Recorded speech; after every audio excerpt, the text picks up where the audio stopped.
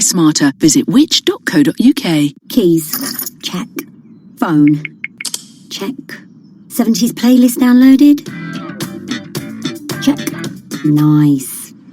There's one more thing you should check before you leave. Your travel. There's a new cycleway under construction between Kensington Olympia and Brentford Town Centre, so expect delays due to lane closures at the junction of Kew Bridge Road and Chiswick High Road. Plan ahead at tfl.gov.uk. To the Mayor of London and TfL, every journey matters. You don't just live in one room, so why should you Wi-Fi? With Sky Broadband's Wi-Fi guarantee, you'll get Wi-Fi in every room or money back. Perfect for food shopping in the bedroom, gaming in your PJs in the lounge, or streaming sci-fi movies in the kitchen. Get Sky's super-fast broadband and Wi-Fi guarantee. £32 a month for 18 months with $19.95 setup. Click on the banner now. Sky Fibre errors, Sky Kit required. Refund on boost component of subscription paid during current minimum term up to date of claim. Minimum 3 megabits per second or money back. Prices may change during minimum term. See sky.com/guarantee. On this week's On the Media, tips and tricks for how to inoculate yourself against war propaganda. If you watch Fox News, you'll see what can be fairly characterized as war lust. I shouldn't even say Fox News alone because it does permeate everywhere. And you really got to watch out for that. War themes and memes on this week's On the Media from WNYC. Listen to the On the Media podcast from WNYC Studios on TuneIn today. Upgrade to TuneIn Premium and get over 45 commercial-free music stations. You'll also get live commercial-free news, plus live play-by-play games from NFL, MLB, NBA, and NHL. Visit TuneIn.com/premium to upgrade. Down the middle of the 10, got to the 5, tumbles in, touchdown! TuneIn has your NFL playoffs live all weekend. So when you're running to the store or stuck in traffic, TuneIn has you covered. Touchdown! Puts his head down, crashes and spins, and dives. Touchdown! Search NFL and get prepared for the action. Touchdown! When you're not listening to your team, take it to the end zone, the rim, or the net. Keep up with the biggest moments in sports by following TuneIn on social media. Block, Cook into the end zone for the touchdown. From reminders of the live top games to tips of the best sports stations and podcasts. Welcome to Undisputed. We are live from Los Angeles. I'm Jenny Taft here with Skip Follow Bayless. and TuneIn on Facebook, Twitter, and Instagram to get the most out of TuneIn.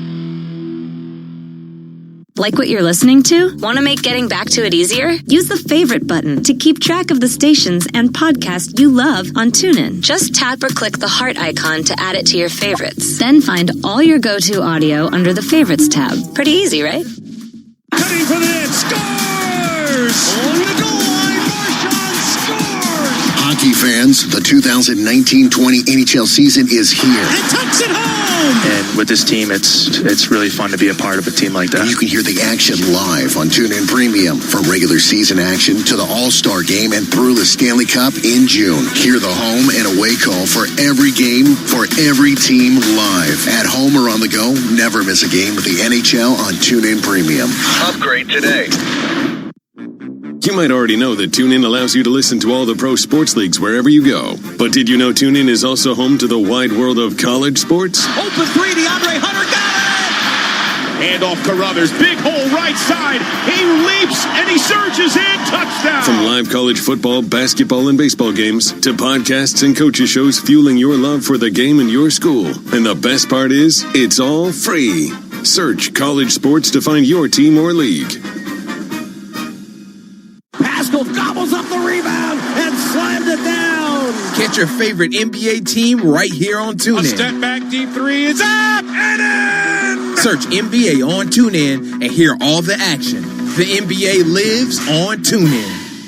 Imposed. But there was a report in the Washington Post the other day that made a suggestion that in order to get the UK, France, and Germany to begin the process of walking away from the Iran nuclear agreement, that some in the White House, perhaps at very senior levels, had threatened, some have suggested extorted all three of those countries that if they did not leave the Iran nuclear agreement, that they would be presented with 25% on auto tariffs. We don't know if that is in fact true.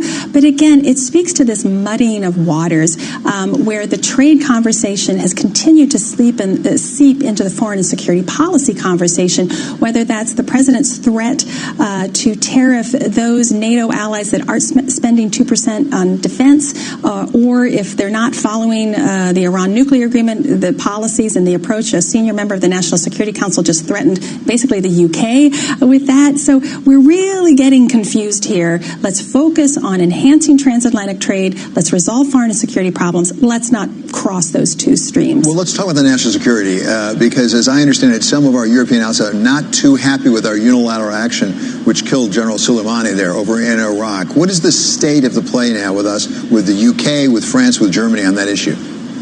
Yes, I mean, these continued surprises without consultation with our allies endangers our allied military forces. So when we make a very immediate decision that has incredible security consequences across the region and don't tell our allies who have placed troops and military equipment to support the U.S. objective in that country, we put them in harm's way. So what happened, the immediate after effect of General Soleimani's assassination, was that NATO had to suspend its training mission. Several allies had to remove their forces from Iraq to neighboring countries. And again, at the same time, the president wants NATO in the Middle East. He calls it NATO me. This is where we just have great contradiction. You can't surprise them, not consult with them, and then turn around at the same moment and say, now we need you to go in there and do more. The U.S. has to be a predictable, stable ally. I think we can get our European partners to do more, but we have to be credible and predictable and stable. You mentioned NATO me, something that the president referred to. He sort of liked the phrase. He likes to make up words, and he thought that was a nice one, where he sort of proposed that NATO troops replace the United States troop in the Middle East region, perhaps in Iraq and other places. Is that a reasonable proposal? Is that going anywhere? Are they working that? So what's been extraordinary is that really over the last 2 to 3 years, NATO has, in fact, responded to the president's interest in making NATO more focused on a counterterrorism agenda, the NATO's so-called Southern strategy. So NATO has been doing more. Again, the Iraqi training mission was an outgrowth of that. But it is simply, it's impossible without U.S. enablers, when we call enablers, intelligence, surveillance, reconnaissance, airlift, these critical components. Our NATO allies cannot sustain a prolonged mission without at least an understanding of what the U.S. force protection package would be and support. So we can ask our NATO allies to do more. I think they will step forward, but the U.S. has to be a participant in that. It's not an either or. Either the U.S. is doing everything or our allies are doing everything. We really have to work at this together, and that's what's been missing in our dialogue. Heather, as you point out, everything's connected to everything else, at least with this administration. But let's come back for a moment to Mr. Phil Hogan, who's the EU Trade Commissioner. What would be a win for him coming out of these meetings this week in Washington? Well, Mr. Hogan is very keen to conclude the deal that President Trump had negotiated with the former European Commission President, Jean-Claude Juncker. If you remember, in an important Rose Garden ceremony in July of 2017, he said, look, we have a deal. Let's go forward with it. And Mr. Hogan wants to pursue that. That's why he's here. But to be honest with you, he has had very little engagement by the U.S. government over the last 6 months. Of course, the focus on USMCA and the U.S.-China Phase 1 talks. But there has really been no response. The EU would like to get WTO reform. The EU has put forward a lot of proposals, ideas to do that. Again, radio silence from the United States government. So he's here to try to get that process started. But the one thing that struck me, at the very end, he sort of said a very ominous statement, and this is very specific to the Airbus-Boeing subsidies, that he said if the EU cannot reach an agreement or an equitable way of figuring out how to work the subsidy and the tariff challenges, it sounded like he was prepared by June, if a deal could not be reached, to recommend the EU place tariffs very specifically on Boeing. That's the way it sounded to me. There may be a different interpretation of that. So I think there's a time sense here that if the U.S. and the EU can't manage this growing list of tariff tantrum problems, that we may see some action fairly quickly, whether that's the digital services tax or perhaps regarding Airbus-Boeing subsidies. Yeah, Boeing certainly doesn't need that. Okay, thanks very much to Heather Conley of CSIS in Washington. And coming up later Later today, we're going to hear from EU Trade Commissioner Phil Hogan about his visit to Washington. That's today at 6 p.m. Eastern Time. And a programming note now for next week, Bloomberg Television and Radio will have complete coverage of the World Economic Forum over in Davos, Switzerland. Among the guests are going to be Transportation Secretary Elaine Chao, Carmen Reinhardt of the Kennedy School, and the IMF's new managing director. This is Balance of Power on Bloomberg Television and Radio.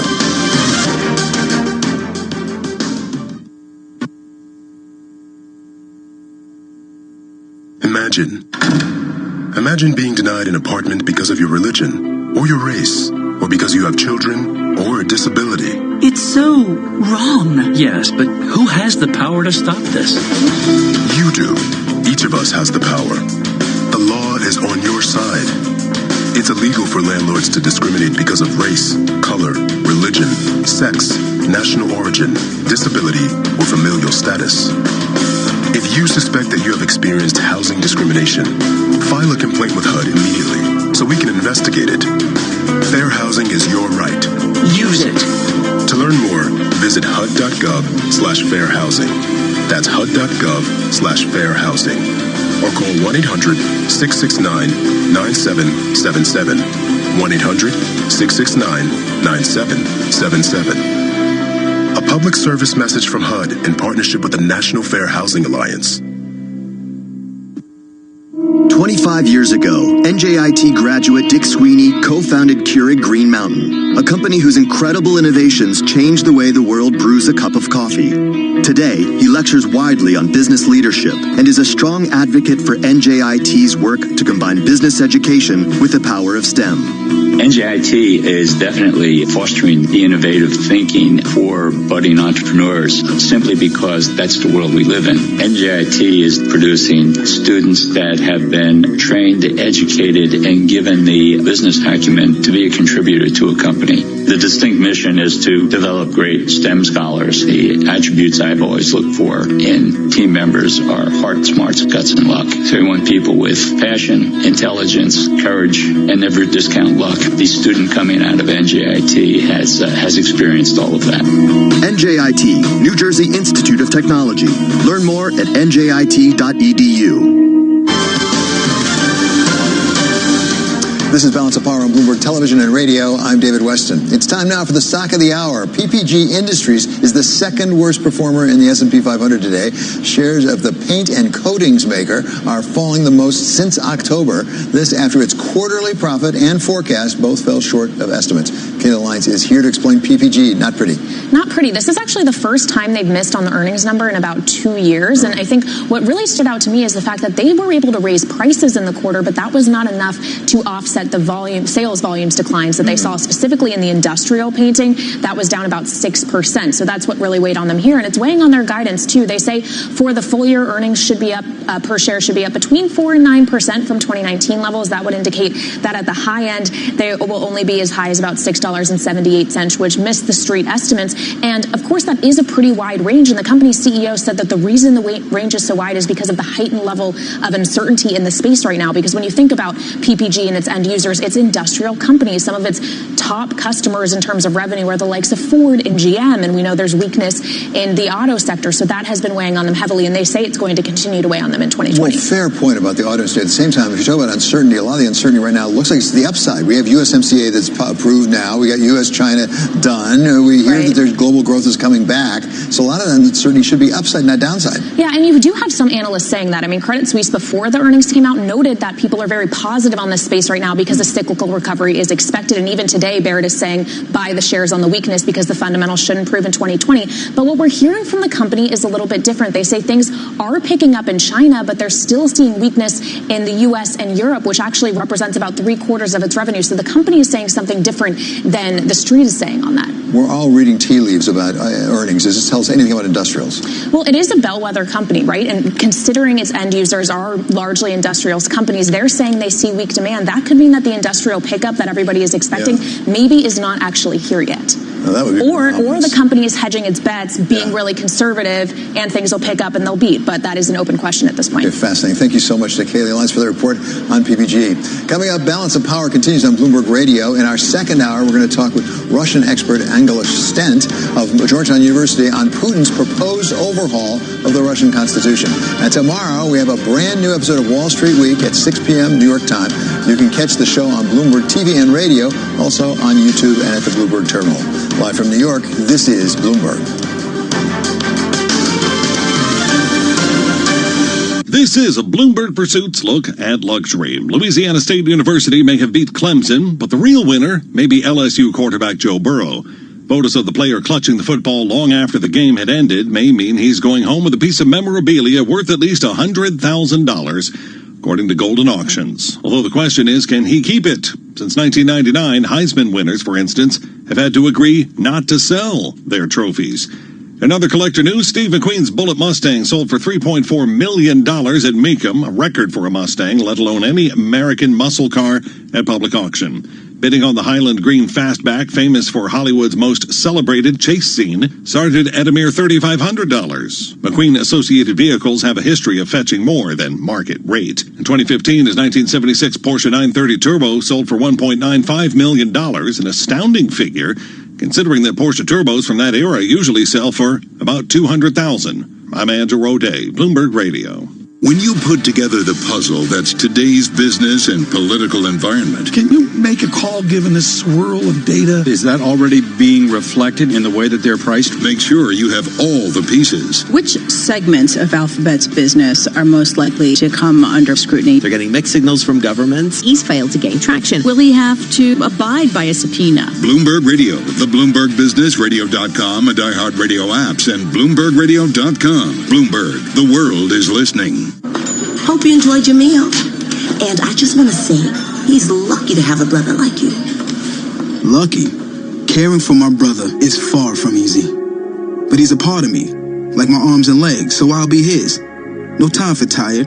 Nothing can disable this love. He needs me, but I'm the lucky one, even though I need help now and then. If you're caring for a loved one, visit aarp.org/caregiving for care guides and community support for your strength. Brought to you by AARP and the Ad Council. Why do hedge funds and other alternative managers rely on Pershing for a highly personalized experience? Mark Alderati, a managing director at BNY Mellon's Pershing and head of Prime Services, explains. In today's fast-paced environment, where the only constants are change and volatility, you need a prime broker who's both steady and agile, focused on supporting your needs so that you can focus on growing your business and producing results.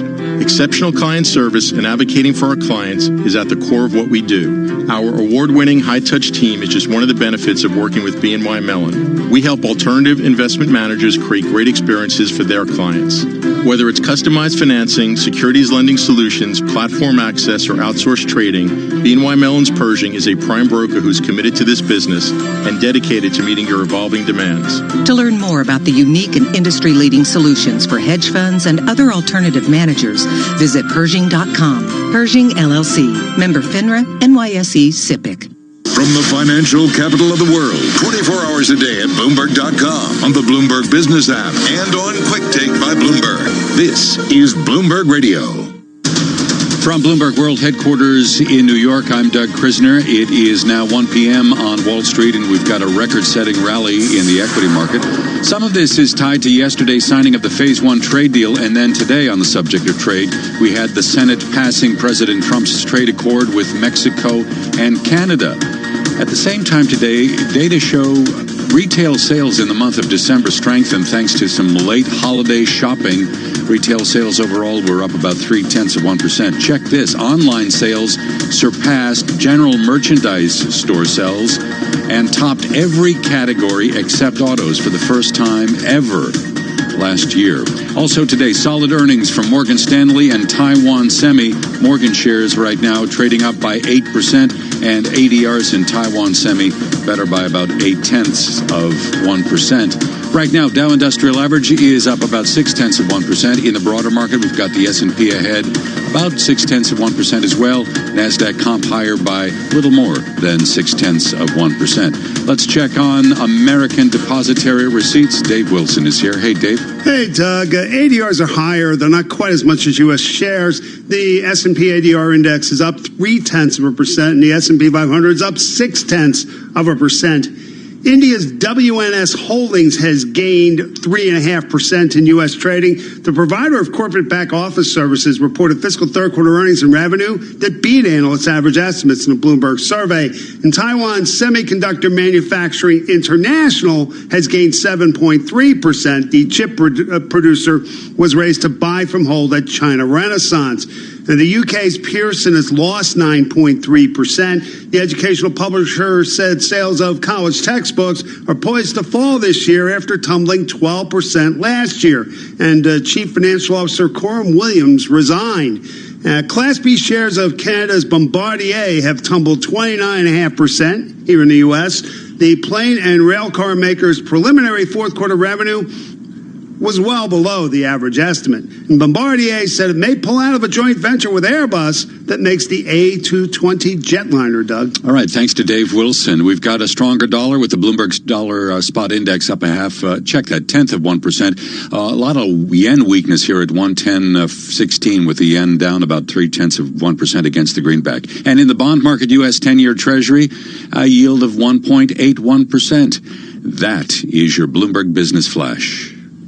This is Balance of Power. We have the strongest economy by far in the world. We're going to grow our trade relationship. I know what's broken. I know how to fix it. Where the world of politics meets the world of business. They've got the money they need to run a very competitive race. We've got now a real crunch few days for Brexit. We want certainty in the markets. We want certainty in our trading relationships. The administration is trying to create a new divided world. Balance of Power with David Weston on Bloomberg Radio.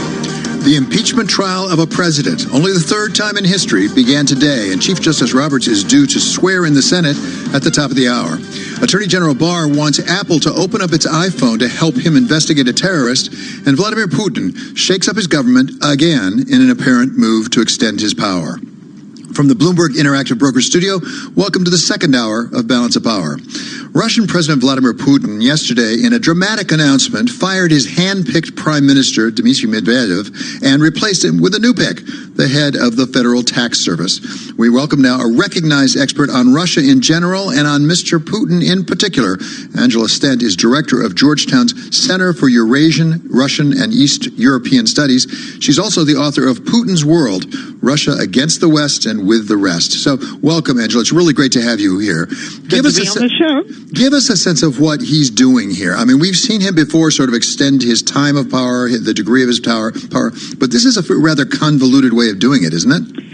So Putin always likes to surprise and even shock people. And I think what was happening in Russia is you already had rampant speculation about what's going to happen in 2024. Is he going to stay? Is he going to go? Who's going to be the successor?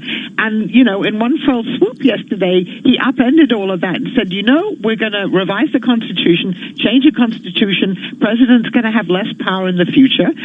Then you had the whole government resigning. It's not clear who knew what beforehand. There are now some rumors that Medvedev himself, who was the prime minister, didn't realize this was going to happen. So everything is shaken up now. But the message from Putin is, I'm going to be around. So even after 2024, I won't be the president anymore. But he's now opened for himself several other avenues where he could continue to exert power. What do we infer, if anything, from his pick about who to be the new prime minister? It's Mikhail Mishustin, as I understand it. Right. For 10 years, he's been running the tax service. It sounds like he's taking the head of the IRS or the head of IT and putting him in charge of the country. Yes, and he did, before that, a successful digitalization of parts of the economy. So he is, no one had really ever heard of him, but he is apparently a well-trained economist. He's been the head of the tax service, and they have reformed the tax system. He's completely non-political. He's a technocrat. So the real problem for Putin is that the economy isn't doing well. It's a mixture of the result of the impact of sanctions and then Russia's own lack of economic reform. reforms. And there are all of these very expensive so-called national projects, which are on paper there, but which haven't been fulfilled. So I think he was dissatisfied with Medvedev's performance as prime minister in terms of the economy. So he's hoping that this new man, who apparently is an economic whiz, will be able to somehow implement some of these economic reforms and get the economy going again and increase growth rates, because there's a lot of grumbling among the population there about the fact that their standard of living is not continuing to go up. And what will Mr. Putin's role be after his term is up? Well, your guess is as good as mine. One speculation is that there's something called the State Council, which is a kind of a deliberative body which exists now and of which he's the head, but it's going to have a more prominent role. It's going to be in the new Russian constitution if these constitutional changes are approved by the population, and that he could take over as head of the State Council. I think most people believe that Putin doesn't really want to go back and be prime minister, even if the prime minister has more powers, because then he's got to deal with all these thorny economic problems. But as head of the State Council, he could do what he loves best, which is foreign policy, flying around the world, being at all these meetings, representing Russia as a great power. That's one option. He could, of course, become prime minister again. Some people say maybe he would be the speaker of the parliament. So we'll have to see. The main thing is that he now has everyone guessing. And so the question of who succeeds him isn't as important as it was before if that next president is going to be less powerful. Is there any doubt in anyone's mind that he will get the changes in the Constitution that he's seeking? Oh, I don't think anyone doubts that at all. I've just seen a picture of him meeting with a commission that he appointed yesterday to draft the new constitutional changes, so I don't think anyone thinks this is going to be rejected. Is this a way for him to have his cake and eat it too, in this sense, that he wouldn't have all the responsibility officially, but he'd have all the power behind the scenes? Yes, I think it's a good deal for him because people aren't going to be able to blame him if things go wrong, but he'll have a ceremonial role and he will still have power. He will clearly, even though he now says that the parliament is the one that will pick the ministers, he will clearly have some role in figuring out and who's in fact going to be a minister and in transmitting these views to the parliament. So he will still have a role, I would say, in the personnel, but he won't have a lot of the responsibility. What is his status in terms of popular support within Russia? I mean, it's impossible, I think, to get an accurate read, but the numbers I've seen suggest that maybe it's coming down some. Right. His popularity is certainly falling. So we're talking maybe less than 60%. Now, a lot of U.S. presidents and other world leaders would love that. But in his case, because it was sort of 80-90% before, his popularity has come down. And public opinion data show that for the first time in a long time, the majority of Russians don't want stability. They want change. They want there to be change. They want the economy to improve. And a lot of younger people are now asking, how long is this man going to be in power? They've never known anyone else as leader of Russia, and they're asking, why don't we have any say in picking our next leader? One thing I read today, and you would know whether there's any basis at all, is that one of the things he's studying is Lee Kuan Yew from Singapore. Yeah. Mm-hmm. That Lee Kuan Yew stepped away officially, but he really kept the reins of power from the sideline. Yes, Lee Kuan Yew is one model, or Deng Xiaoping in China, the same thing. You step away.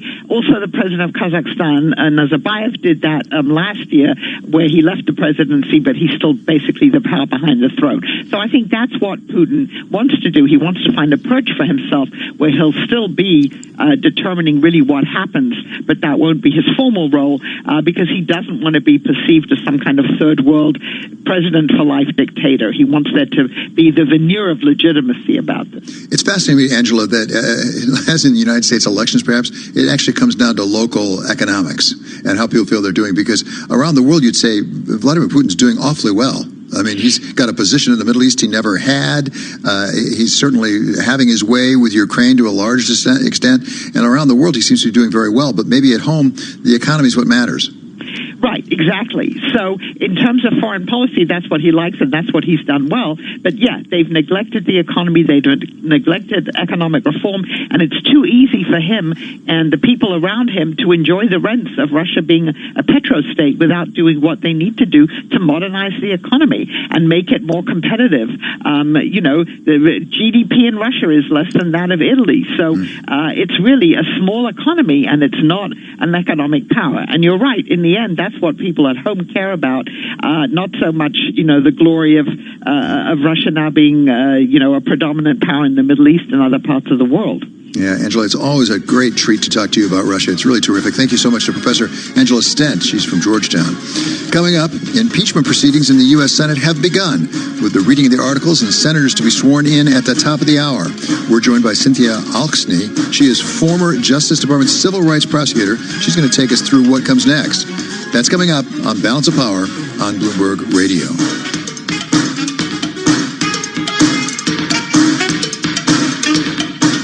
You're not supposed to begin the race before the starting gun, but this is a different kind of race. Let's go live to London and get the very latest. Karen Moscow. Airlines could soon be under pressure. Nathan Hager. Apple has reversed course on Hong Kong. Business news, interviews, and analysis first. We get another key reading on inflation. Bloomberg Daybreak, weekdays at 5 a.m. Eastern on Bloomberg Radio, the Bloomberg Business app, and BloombergRadio.com. Bloomberg, the world is listening. To buy your home, you became a house hunting ace, learned about loans, scoured neighborhoods, and asked the right questions. Now you're queen of your castle. If you manage that, you can get your retirement plan on track. Visiting aceyourretirement.org can help. With 401k tips and smart saving strategies, you'll feel empowered to own your retirement like you own your home. Go to aceyourretirement.org. Because when it comes to clearing financial hurdles, you're an ace. Brought to you by AARP and the Ad Council. In-depth analysis, concise reporting, need-to-know global business news. Around the world and across the markets, Bloomberg connects the dots for decision makers. Stay on top of today's headlines. Follow big breakthroughs in tech. Understand the latest political issues. See how the world's wealthiest are spending their money. Track what's happening in the markets, and much more. Subscribe today to Bloomberg, the global standard for business reporting. Get it all at Bloomberg.com/subscriptions. Hi, everyone. Al Roker here. As a guy with his own catchphrase, I appreciate that after 75 years, Smokey's only said, "Only you can prevent wildfires." But I'm filling in because there's a lot more to report. Like when it's dry or windy.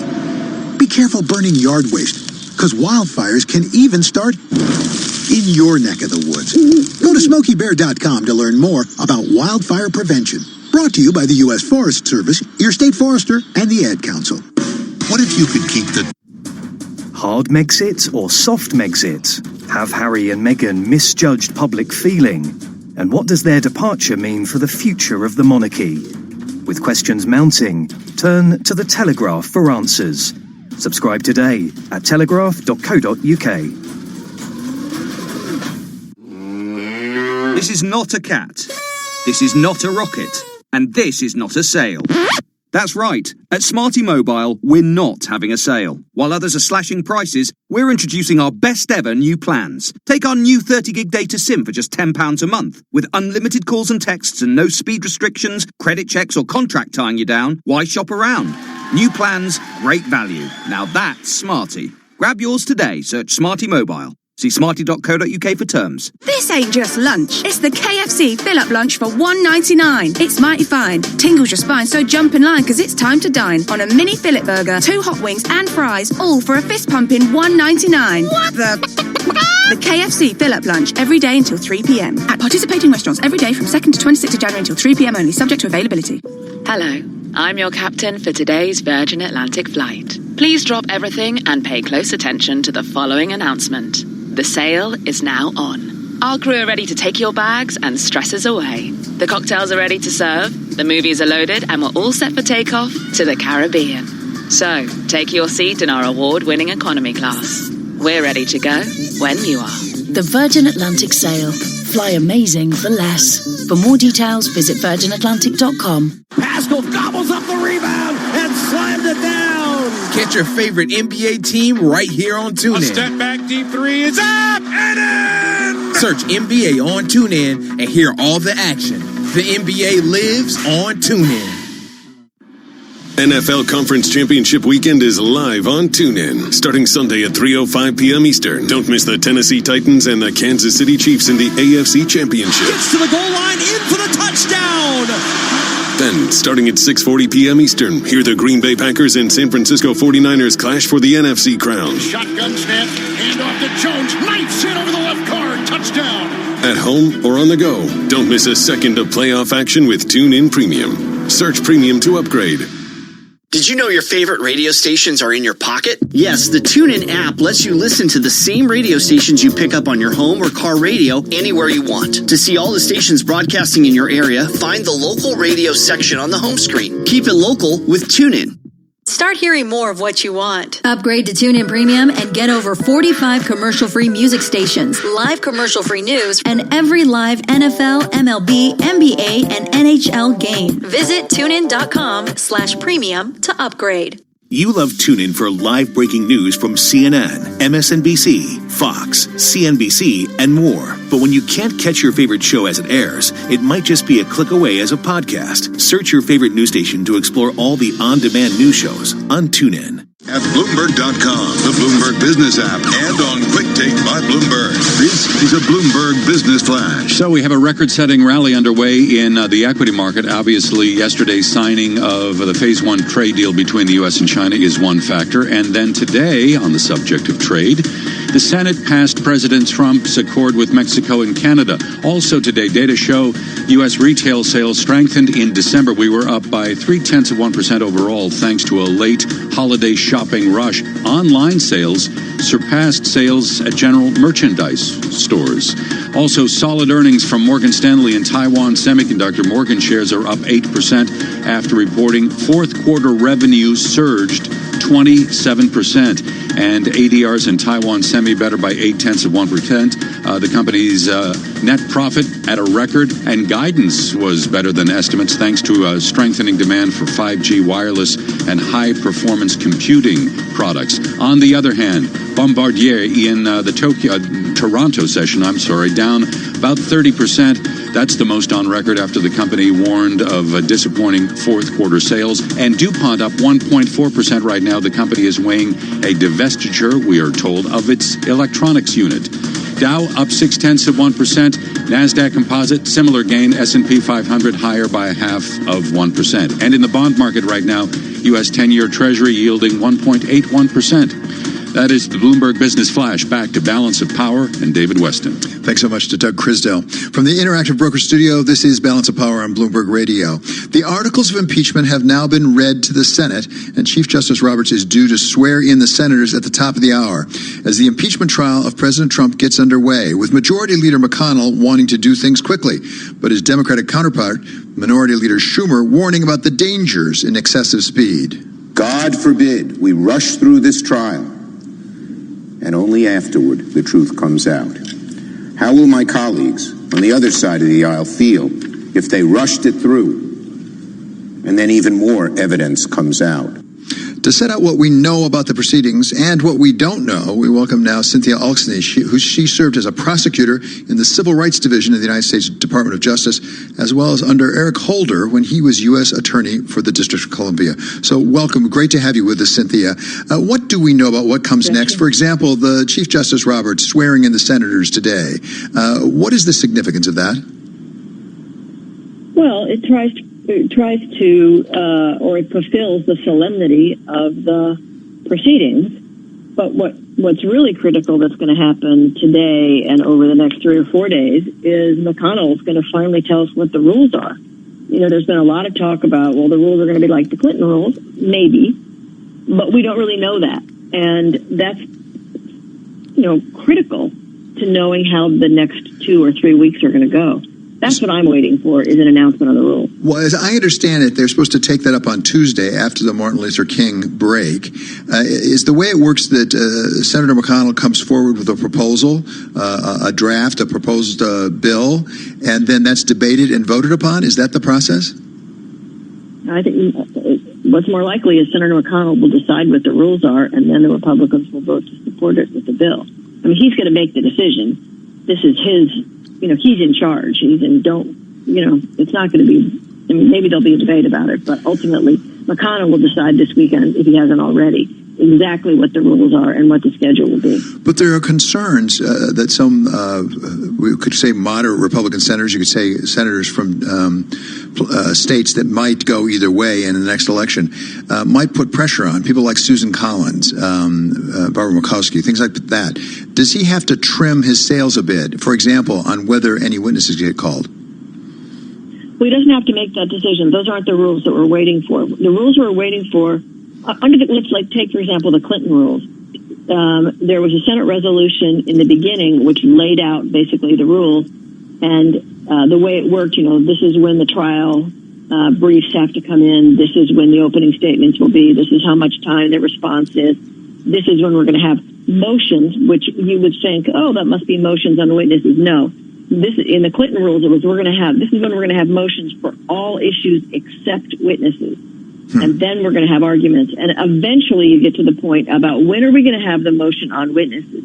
That's what we're waiting for, is to find out when that motion is. We're not going to know on Tuesday if there are witnesses or not. All we're going to know is what is the timing on when we're going to have that motion on witnesses. So these senators don't have to declare yet their position on witnesses until that motion time comes up. So come back for a moment to Minority Leader Schumer's statement about if we rush too far, other things may come up. It feels like evidence comes out, if not every day, every few days, things that could be witnessed, leaked emails, various reports from other legal proceedings. In a normal trial, you have to list, your witnesses in advance, and then you can't call anybody else. Is there any sort of statute of limitations? Can they interject evidence as it develops over the course of the trial? In a normal criminal trial, you're constantly developing more evidence. And you can say these are witnesses, but if you get more evidence, you get more evidence in a criminal trial. And especially in a situation where the House impeachment is basically an indictment, and the Senate is the trial, right? That's the parallel with a criminal trial. There's always more witnesses from the timing of the indictment until the trial. I've had witnesses, you learn about them mid-trial, and they go. So it's not that there's a prohibition in criminal trials that you can't add more witnesses. You're always searching for more information. You're always looking for more witnesses. Maybe in the middle of the trial, you send a detective out because you learned something, or you send a detective out because some witness calls you and says, "Oh, by the way, I think you should talk to so-and-so."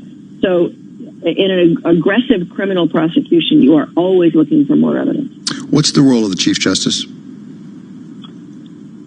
Well, we don't know that, partly because we, A, don't know the rules, and B, we don't know what the Chief Justice wants his role to be.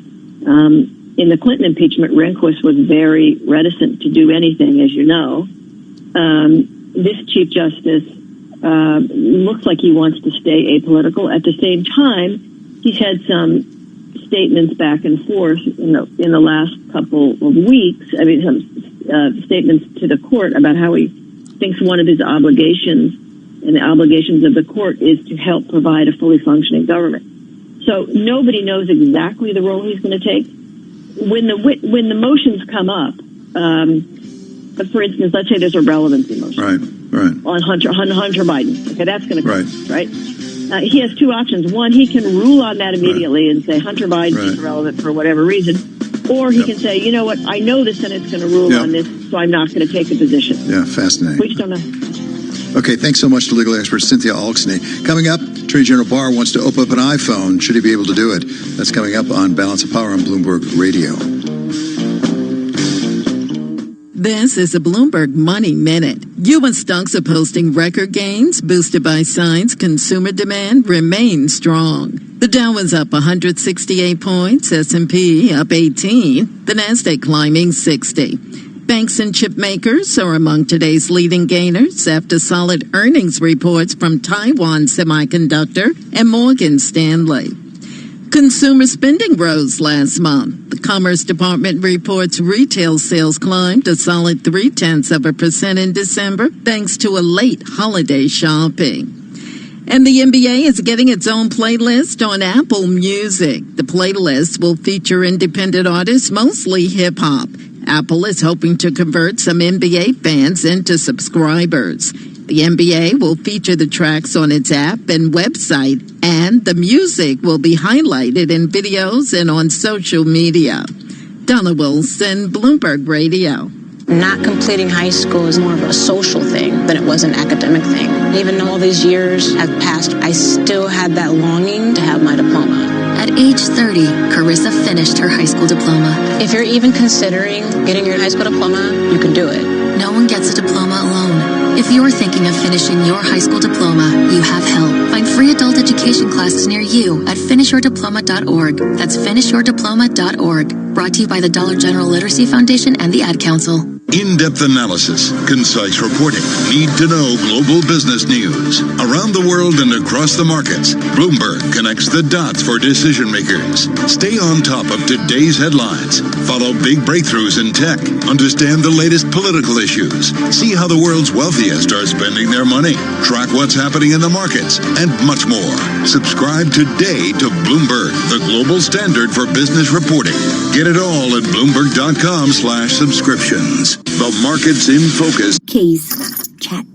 Phone. Check. 70s playlist downloaded. Check. Nice. There's one more thing you should check before you leave. Your travel. There's a new cycleway under construction between Kensington Olympia and Brentford Town Centre, so expect delays due to lane closures at the junction of Kew Bridge Road and Chiswick High Road.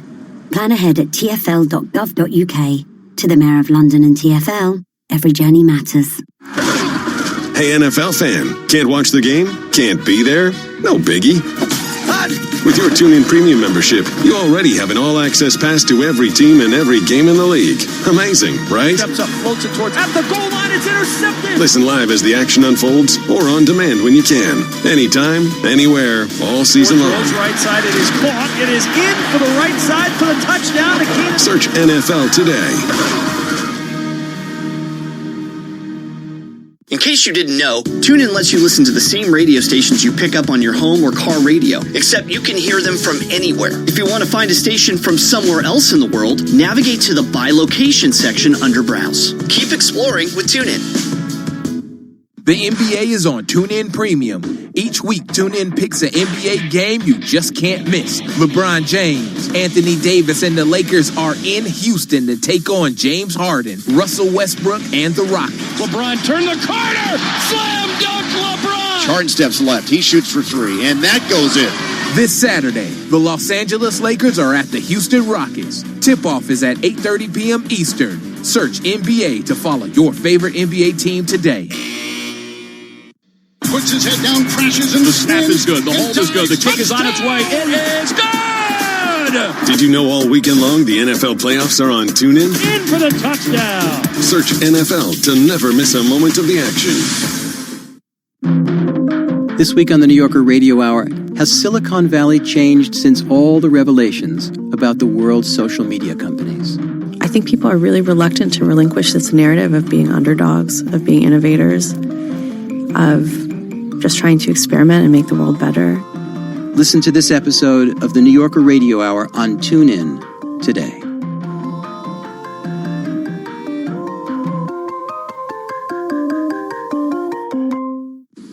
When you're not listening to your team, take it to the end zone, the rim, or the net. Keep up with the biggest moments in sports by following TuneIn on social media. Block, Cook into the end zone for the touchdown. From reminders of the live top games to tips of the best sports stations and podcasts. Welcome to Undisputed. We are live from Los Angeles. I'm Jenny Taft here with Skip Follow Bayless. at TuneIn on Facebook, Twitter, and Instagram to get the most out of TuneIn. The puck drops. 12 players face off to win. The suspense is pure torture, but you wouldn't miss this for the world. TuneIn brings you every minute of the NHL season. Listen live to hockey when it matters most on TuneIn. Right now, instead of hearing this, you could be listening to the music that keeps you moving with TuneIn Premium. Find today's biggest songs and all of your favorites commercial-free. Visit TuneIn.com/premium to upgrade. Broadcasting live from the Bloomberg Interactive Brokers Studio in New York. Bloomberg 1130 to Washington, D.C. Bloomberg 99.1 to Boston. Bloomberg 106.1 to San Francisco. Bloomberg 960 to the country. Sirius XM Channel 119. And around the globe, the Bloomberg Business app and BloombergRadio.com. This is Balance of Power with David Weston. Coming up on Balance of Power, can the government compel Apple to help it break into its iPhones as part of a terrorist investigation? We're joined by my colleague June Grasso to talk about what's at issue. But first, let's get a market check with Doug Krisner. David, speaking of Apple, those shares are up about 0.6% right now, helping to lead the S&P 500 higher by about 0.6%. Information tech stocks out in front of the advance of the broader market, along with the financials and industrial shares. So we've got this record-setting rally underway for the major benchmarks. Trade, one of the driving forces. Yesterday, of course, it was the signing of the Phase 1 trade deal between the U.S. and China. And today, the U.S. Senate passing President Trump's trade accord with Mexico and Canada.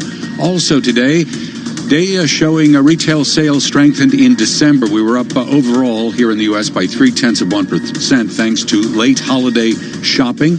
And then on the earnings picture, we have Morgan Stanley and Taiwan Semi both delivering results above estimates. Morgan Stanley shares higher by 8%. ADRs in Taiwan Semi in New York better by 0.8%. DuPont shares rising by nearly 1.5%. We were told the company is weighing divestiture of its electronics unit. Tesla down more than 3%. That's being after being cut to sell over at Morgan Stanley. And Bombardier on the Toronto Stock Exchange down roughly 30%. That's after warning of disappointing fourth quarter sales. In the bond market right now, the yield on the U.S. 10-year Treasury is at 1.81%. You're caught up on markets. David. Thanks so much to Doug Krisner. The government has determined that the Saudi military officer who opened fire on a Florida naval base last month, killing 3 and injuring 8 others, was a terrorist act. And as part of its investigation into whether others might have been involved, it says it needs access to 2 iPhones the attacker used. Access it says it needs Apple to give it. This is how Attorney General Barr put it. This situation perfectly illustrates why it is critical that the public be able to get access to digital evidence once it has obtained a court order based on probable cause. To take us through the law and the technology, we welcome now my colleague June Grasso and Matthew Green, Associate Professor of Computer Science at Johns Hopkins. Professor Green specializes in cryptography and in security. So, Professor, let's start with you. Why does the government need Apple's help on this? Why can't they get into that iPhone on their own? Well, actually, that's one of the questions everybody's asking right now. We know that the government has technology that allows it to unlock iPhones specifically. In the past, it's been able to use that technology pretty effectively. This time it can't, and we don't know why. We don't know what the reason is. It's possible that it has something to do with the fact that these phones were damaged by the shooter in that case, but otherwise we're just speculating. So as a general matter, Apple prides itself on its security, the inability to really hack into its phones. Is it caught in a quandary here? That is to say, it wants its brand to be you can't break into the things, and yet the government can get in through us. Yeah, it's difficult. Apple has spent a lot of time and a lot of energy making these phones secure against hacking. And unfortunately, making something secure against hacking means also making it secure against, in this case, law enforcement. Apple has made that decision, though. They, in 2015, really, they doubled down on the idea that these phones should not be something that anyone can open. So this just seems to be kind of a continuation of exactly that same decision. Apple CEO Tim Cook once said that building a backdoor into the phone was the software equivalent of cancer. Does Apple have a point in saying that backdoors can be exploited by people who threaten national security and the data security of those who have the iPhone? So I think that's absolutely true. And we know, for example, the President of the United States uses Apple phones and Google Android phones on a regular basis. So there's not some sort of super secure phone that, only, people in national security are using. They use these phones too. So making these regular phones like iPhones secure is actually important to national security. I've often heard it said that, Apple can't get into the phone either. And the Justice Department, a spokeswoman said they have yet to tell us whether they have the ability to get into the phones themselves. Is that the case, that Apple has not built a backdoor into these and doesn't know offhand how to get into them? So in fact, it's even more than that. So Apple has really worked very hard to make sure that they don't have a backdoor, that there is no way for them to get into these phones.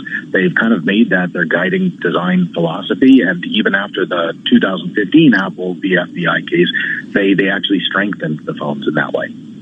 Does Apple run the risk of actually going too far on this in a world where terrorist events happen and we are all concerned about security, provoking, for example, Congress to pass a statute that says, you know what, you don't have a choice. If you're going to do any of this stuff, you have to have a backdoor. We require it.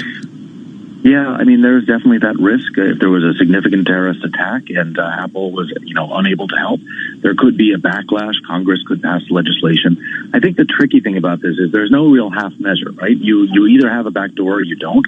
Apple has decided not to have a backdoor here, and unfortunately, the minute you make that decision, all of those negative consequences you talk about are still there. How does Apple normally comply with a warrant? Because in this case, they said that they did give them access to many gigabytes of information, including what was in the cloud. Right. So warrants mean lots of different things. Apple operates cloud services like iCloud, and those are not end-to-end encrypted, so Apple can access that data typically if they receive a warrant. It's the encrypted data that's on the phone that I think in this case is the information they can't retrieve. So they can help. They just can't help with this specific request. It took also is strange. It seems it took a month. The FBI got the court order right away, but it took them a month to contact Apple. There are a lot of things about this case that we don't understand, and obviously we're operating with a lack of information, but definitely just on first blush, this seems very strange. Does Apple know whether it could get access to this phone or not? I mean, does it have access to the phone so it could check that question out? Unfortunately, we don't know. I don't think either Apple or the Justice Department has shared all the details. Tell us about how the Attorney General and his Justice Department have been particularly pushing Apple in various ways, and not only Apple, Facebook and others, about encryption. Yeah, this has been a big issue, and it's something that's actually gone back, I think, several years, back to 2012 or so. The previous FBI director was very passionate about this issue, which he called going dark, which is basically the idea that the FBI and the Justice Department are losing access to information that they used to be able to have because of encryption. And they've been very concerned about this. This is encryption on phones, and this is encryption on text messages and so on. So there's been a lot of concern about this. I have to be honest, we don't exactly know how this is all played out. There's a lot more information available now thanks to modern smartphones than there ever has been in the past. But certainly this has not caused them to let up on making these requests. Professor, you specialize in cryptography and in security. Is there best practices within the tech community here about how to strike the right balance between privacy on the one hand and legitimate law enforcement, sometimes for very, very serious offenses? So this is the tricky thing, right? We know we have some very, obvious evidence that not encrypting things leads to hacks. We've seen some really serious ones during the 2016 elections. We saw how this can even, potentially alter the course of something as important as a national election. We also know that encryption is one of the best tools we have to prevent these kinds of attacks. If that was the end of the story, then we would just say encrypt everything and fix this. The problem is that, as this case illustrates, there is this question of law enforcement equities. We don't yet know how to build encryption that is secure against hackers and yet allows law enforcement access when they want. It's a very complicated issue, and a lot of people are thinking about it hard. About a minute here. Is this pressure working at all against Apple or any of the other tech giants? So I don't think anyone is I wouldn't say it's ineffective. I wouldn't say it has no effect. But I would say that Apple is pretty resolute in keeping encryption on their devices, in deploying encryption. They even have commercials now advertising their phones as being the most private phones out there. I've seen that commercial a few times recently. So it's definitely not stopping them from pursuing that direction. It may in the future, though. I mean, the pressure could continue to ratchet up, and we might see a different approach. But it is a selling point, in fairness. It certainly right? is. Yeah, buy our phone rather than theirs because ours is safer. Okay, thanks very much to my colleague, June Grasso. And Professor Matthew Green of Johns Hopkins University. Coming up here, with less than 3 weeks to go until the Iowa caucuses, Senator Bernie Sanders is coming on strong. We talk with Bloomberg's Joshua Green about the chances of a Sanders upset in Iowa. That's coming up next on Balance of Power. We are on Bloomberg Radio.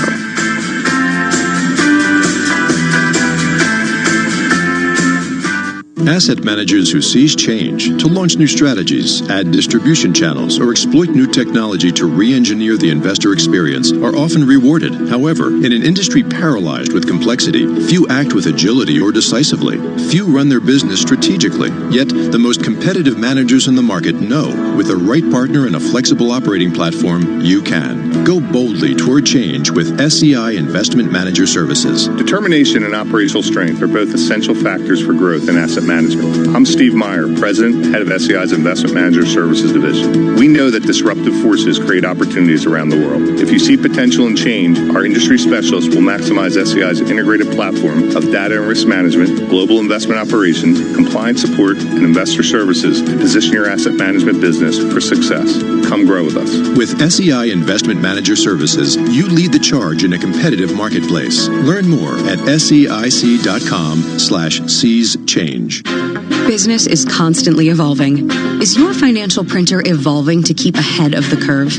At Command Financial, we are redefining financial printing by providing industry-leading expertise, leveraging technology, and honing processes and best practices. Every day, Command helps SEC registrants, as well as members of their working groups, including securities attorneys and investment bankers, prepare, file, and disseminate regulatory and disclosure documents, such as registration statements, M&A documents, and mutual fund prospectuses and reports. Command provides a full range of services to help you effectively complete your deal, meet your disclosure requirements, and achieve your shareholder communications objectives. Visit our website at commandfinancial.com and learn how we're evolving, not only with the times, but also with your business requirements. Command Financial, redefining financial printing. Are you interested in a challenging... Chilly January days in London are tough enough without a broken boiler. Keep your home warm and working this winter with 2 years interest-free credit and your boiler installed by one of our expert engineers. Plus, you'll get a 5-year British Gas warranty. And we can even quote by video call after work or on weekends. Get a quote by the 29th of February, and you can also get £200 off a new boiler, or £400 off for our existing home care customers. Search British Gas New Boiler. Conditions apply. Pascal gobbles up the rebound and slammed it down. Catch your favorite NBA team right here on TuneIn. A step back, deep three is up and in. Search NBA on TuneIn and hear all the action. The NBA lives on TuneIn. The puck drops. 12 players face off to win. The suspense is pure torture, but you wouldn't miss this for the world. TuneIn brings you every minute of the NHL season. Listen live to hockey when it matters most on TuneIn. Down the middle of the 10, got to the 5, tumbles in, touchdown. TuneIn has your NFL playoffs live all weekend. So when you're running to the store or stuck in traffic, TuneIn has you covered. He's taking contact, and he got it in. Touchdown. Puts his head down, crashes and spins, and dives. Touchdown. Search NFL and get prepared for the action. Touchdown. Are you curious what others are listening to on TuneIn? Head to the trending section under Browse to see the most popular stations and podcasts among TuneIn listeners right now. Check it out. You might just discover something new for yourself.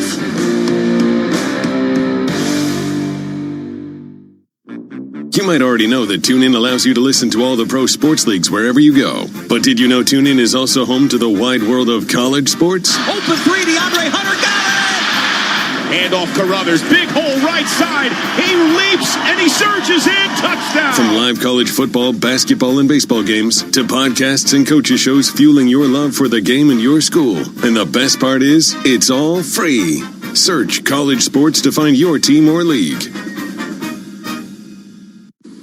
When you're not listening to your team, take it to the end zone, the rim, or the net. Keep up with the biggest moments in sports by following TuneIn on social media. Block, Cook into the end zone for the touchdown.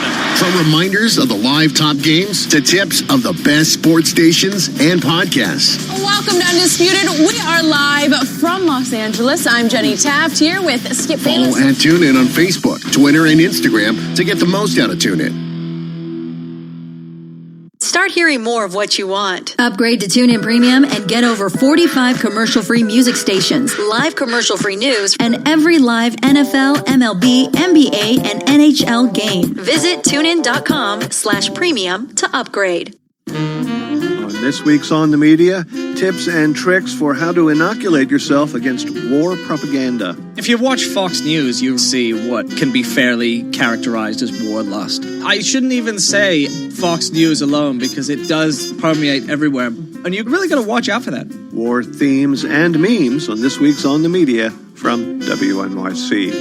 Listen to the On the Media podcast from WNYC Studios on TuneIn today. Repetition method. In just 10 to 15 minutes a day, you'll be speaking the language of your choice with real confidence. With Babbel, you can speak a language. Just text EXPLORE to 64,000 and start your first lesson in the language of your choice for free. Download the Babbel app or text EXPLORE to 64,000 and try it for free. Text EXPLORE to 64,000. Hey y'all, Jeff Foxworthy here. Now, if you've ever found yourself repeating the same thing over and over for 75 years, you might be Smokey Bear. Only you can prevent wildfires. That's why I'm filling in for Smokey to switch things up, because there's a lot more to say. And I should know because my grandfather was a firefighter. And one of the things he taught me is that the people that love the outdoors the most are often the ones accidentally starting wildfires, which means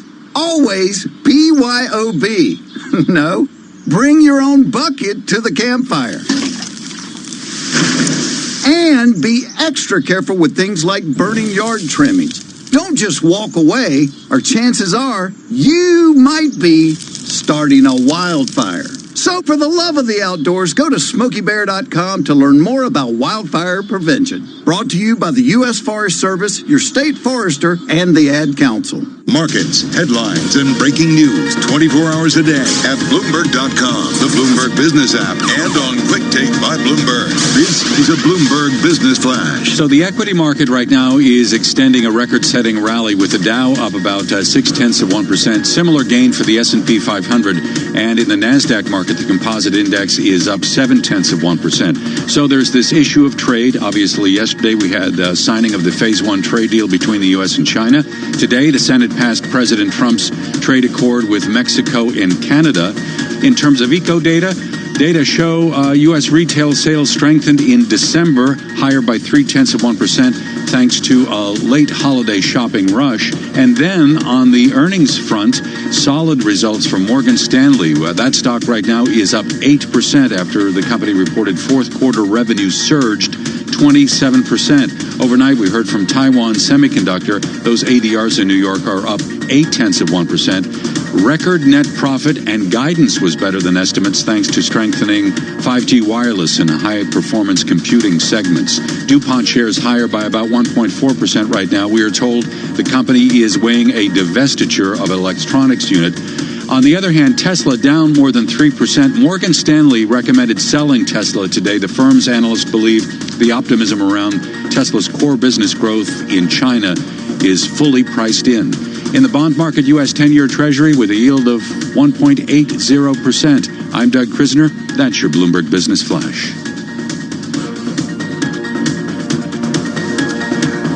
Live from the Interactive Broker Studio, this is Balance of Power. I'm David Weston. A Des Moines Register poll a week ago showed a tight four-way race for the Iowa caucuses, but with Senator Bernie Sanders holding a lead over Joe Biden, Pete Buttigieg, and Elizabeth Warren. And Senator Sanders thinks he's making President Trump nervous. Donald Trump is getting a little bit nervous because you may have noticed that in the last few days, he and his Republican lieutenants are focusing their anger against our campaign. Joshua Green, national correspondent for Bloomberg Businessweek, has taken a look at the Sanders Iowa phenomenon and what may be in the wind in his sails. He's joining us now. So, Joshua, what is it that Bernie Sanders has going for him? Because right now, who can tell, but right now it seems like he's doing all right. Well, right. What he's got going for him is he's got a lead in the most respected Iowa poll, 3 weeks out from the all-important Iowa caucuses. So if you look at that in the context of where Bernie Sanders was thought to be 3 months ago, he just suffered a heart attack. He dipped in the polls. There didn't really seem to be a path for him at that point. But now you fast forward 3 months, we've had various frontrunners, Biden in Iowa at first, then Elizabeth Warren, then Pete Buttigieg. New poll comes out and shows that Bernie is poised to win if things keep trending in this direction. I think that's an outcome that a lot of people still haven't wrapped their heads around. Josh, from your reporting, is it helping him? He has one of these under his belt. I mean, as I recall, he lost just by a whisker to Hillary Clinton last time. And does it help him? He's done this before. I think it does from what I see. And I was out there on the campaign trail talking to people at Bernie rallies, and most of the people I spoke to were people who had come out and caucused for Bernie in 2016. So he had that built-in base of supporters. Of course, all the other candidates had to go out and build. I think that certainly helped him. I mean, the key for Sanders will be reaching beyond that coalition of hardcore supporters, trying to pull in more independents, new voters, because polls show that they tend to be more favorable towards Sanders than Democratic regulars. Remember, Sanders isn't technically a member of the Democratic Party. Right. So the more he can expand the field, better chances he has of winning. Does he come closer to President Trump than anyone else in terms of the enthusiasm from his base? I think that's a good comparison. Yes, he does. I mean, certainly there are enthusiasts for other candidates, but you don't see the kind of, visceral, cultist behavior toward other candidates that you do toward Trump and toward Sanders. And I think that's one reason why he was able to survive a setback, his October heart attack, that it's difficult for me to imagine other politicians being able to recover from in quite the way he has. Elizabeth Warren has been the champion in many ways of the very specific programs, which could be a strength, although it may have gotten her into trouble a little bit. And she's caused a lot of pushback from business, from the economic community. She's going too far too fast. Bernie Sanders, if anything, is more progressive, if not radical. And yet, is he getting the same kind of resistance? Dave, you're absolutely right. And no, I mean, one of the remarkable things about the Sanders story is that he isn't getting that kind of pushback. He didn't at the debate the other night. And I think the reason for that, based on my reporting, is that people on Wall Street still fundamentally don't believe that Bernie Sanders could be the nominee, and therefore haven't thought it necessary to take the effort to go after him in the same way that they went after Elizabeth Warren when she was on top of the polls 3 months ago. Everything we see in the Iowa poll that came out last week says that that might not be the right decision, that Sanders, while the race is close and there are several frontrunners, could very well win Iowa, and who knows, after that, New Hampshire and maybe the Democratic nomination. Joshua, are we asking the right question? Karl Rove had a piece out today, an op-ed piece, in which he pointed out the mechanics of how the caucus works and the fact that after you express your first preference, if your candidate doesn't get 15% of that caucus, then you have to either leave or go to another candidate. And actually, Elizabeth Warren may be doing well as the number 2 candidate for more people. Yeah, she is. I mean, the Iowa caucus system is tricky. If you look at that most recent Iowa poll, both candidates are above that 15% threshold. But as you say, in Iowa, second choice matters also, because if your first choice candidate isn't viable, then you move on to the second one. I mean, one place where Bernie is somewhat disadvantaged, I think, is that his support is intense, but it doesn't seem to be very broad. He isn't a lot of voters' second choice, whereas Elizabeth Warren is. So, if there are areas of Iowa where Bernie doesn't cross that 15% threshold, or, other candidates, he does and other candidates don't, it doesn't seem a certainty that he will be the second choice of a lot of the voters who will be looking for a secondary candidate, and that may be his downfall. We'll find out in about 3 weeks. We're all fixated on Iowa, less than 3 weeks away right now. But after all, it is Iowa. It's the first. But do the things that seem to be working for Bernie Sanders right now, do they apply other places? I mean, obviously New Hampshire's, he's almost a native son. But other than that, do these same things apply in other states? Well, they could. I mean, look, on the Democratic side, the last 4 winners of the Iowa caucus have gone on to win the Democratic nomination. So winning Iowa is a big deal. I mean, if you look at some of the subsequent states, other than Joe Biden, Bernie Sanders has the highest support among African American voters. Critical segment of the Democratic electorate. He's far behind Biden, but should Biden stumble, drop out, that sort of thing, I don't see why Sanders isn't positioned to continue to run a strong campaign. He raised $96 million last year, more money than anybody else in the fourth quarter. So he's going to have the resources to go as far as he wants to go. And $96 million from a lot of small contributions. I mean, exactly. It's really resilient. It's extraordinary. Joshua, really thanks a lot. It's a terrific piece in the Bloomberg right now. Joshua Green, national correspondent for Bloomberg Business Week. Terrific reporting on Bernie Sanders. And now we're getting ready for Bloomberg Business Week. And we ask you what comes up next, but I think we kind of have a hint what comes up first. That's exactly right. We're going to hang around. This is like one of those, remember back in the 70s and 80s where you would have those like mashup shows, where it'd be like Happy Days meets Rhoda or something like that. I feel like that's what we're doing here, David. A little Balance Power, a little Business Week, because we're waiting on... or CSI New York meeting CSI Washington. Oh wow. Those are kind of modern-day mashups. So what we're waiting for is in about a little less than 5 minutes, Chief Justice Roberts is supposed to go into the Senate, be sworn in by the President Pro Tem, who is Chuck Grassley, and then he, in turn, is supposed to swear in 100 senators who are all going to be there, as I understand it. Right. Without their iPhones or their BlackBerries or whatever, they can't bring anything in other than things directly related to the impeachment. And they can't even really talk to each other, It's a pretty somber moment, right? As this, there's a lot of ceremony, I feel like, certainly to this next act in terms of the impeachment proceedings moving along. And there's a lot of tradition. I mean, it's only happened, 3 times in our history. But it's a solemn moment. I think it's exactly right. And this is really the solemnity today. They're not actually going to do anything other than swear them in, as I understand it. They'll swear them in, and then they'll recess, and they'll come back after the Martin Luther King holiday. And then they have to get to tricky questions like, what are the rules? Right. Can I ask you a question? Sure. Might not know the answer, but sure. You're a Supreme Court clerk. Do you understand the court? Yes. This particular Chief Justice, what an interesting moment for him, especially at a time where there's been so much focus on the court. I mean, I guess there always is, but especially from a political perspective over the last few years. What do you make of John Roberts in this role? Well, 2 or 3 things. First of all, he's very smart.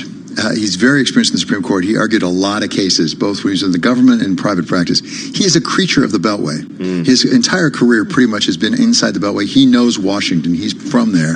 And he was perceived as a conservative when he was appointed, but he's made some very important decisions, including the 5-4 decision and the Obamacare decision, that really disappointed a lot of conservatives, where he decided that he was going to go with the more left-of-center justices to uphold it. So it'll be interesting. I think the one thing I think that we can infer, we don't know, but we can infer about Chief Justice Roberts is he is very aware of his position in history. Right. He's thinking about how this is going to read in the history books, not just the immediate what happens today, tomorrow, or even next year. It's wonder, too. I wonder, in terms of the senators that will be, listening to this impeachment proceeding, how much they think about their role in history versus making it political at this point. And I do think there's a couple of key Republican senators, whether it's Susan Collins or Lisa Murkowski, and whether or not we're going to see ultimately witnesses being called or seeking of new documents. So how they see this playing out and whether or not politics goes to the wayside and really see it as an important moment in our history. Yeah, and actually there was an interesting quote from Chuck Schumer, the minority leader, saying you better hesitate a moment before you move too quickly, because if you move too quickly and then evidence comes out, you're going to feel pretty embarrassed. Right. Exactly. And so they have to be thinking about things on the longer term, what the consequences might be. All right, so let's bring in June Grasso here, our colleague for all things legal. What do you expect? What's different here? What's notable? Obviously, this is a somber moment, as we've been talking about, but an important one, not just for the Chief Justice, but for ultimately multiple branches of the government. This is 3 branches of the government essentially coming together in one place.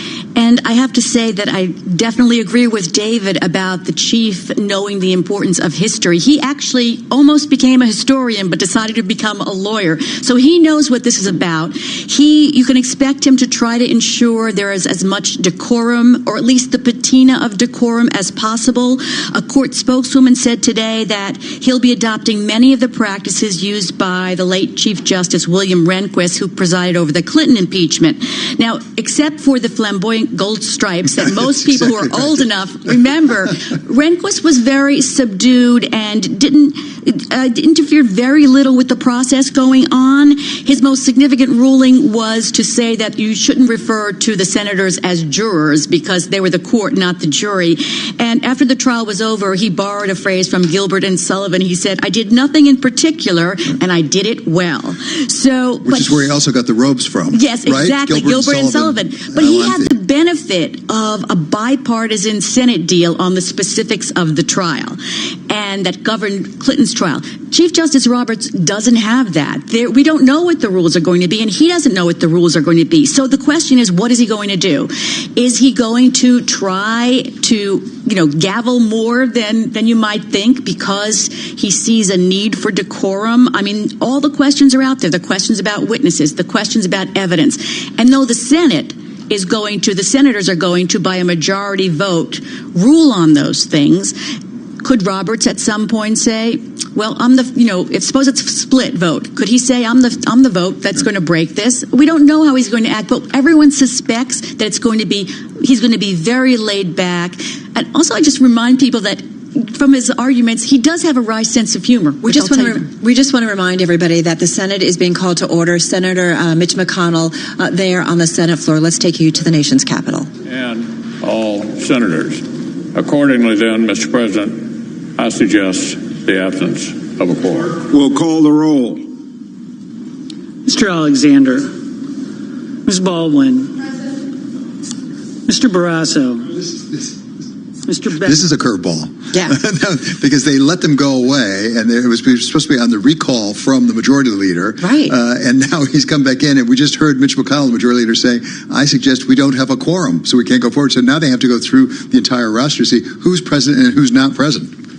And you can bet that Chief Justice Roberts, he's used to punctuality. The Supreme Court arguments start, when they're supposed to start at 10, they start at 10. So it's something we talked about in the newsroom. We said, is this going to start on time? Are there going to be delays? And we said, with Chief Justice Roberts, we thought it's going to be like a clock. But June is making such an important point. Chief Justice Roberts is used to presiding over that bench. He's in charge. He's not actually in charge here. He's presiding, but even if he makes a ruling, he can be overruled by call him a jury, call him whatever you want. Exactly. Anything he rules, they can all vote 51-49, say we disagree. So even if he suggests something, he'll make a ruling, but it can be overruled by his jury. He's never presided over a trial. This is not something that he's ever done. Not a trial lawyer. So he's used to oral arguments, and there's a lot more decorum in oral arguments. And you have to also remember that this is a Chief Justice who's made it his mission to talk about the importance of the courts as a nonpartisan institution. From the moment that when he was being confirmed, he compared justices to baseball umpires who call balls and strikes. And ever since then, he only steps in a rare occasion. For example, when President Trump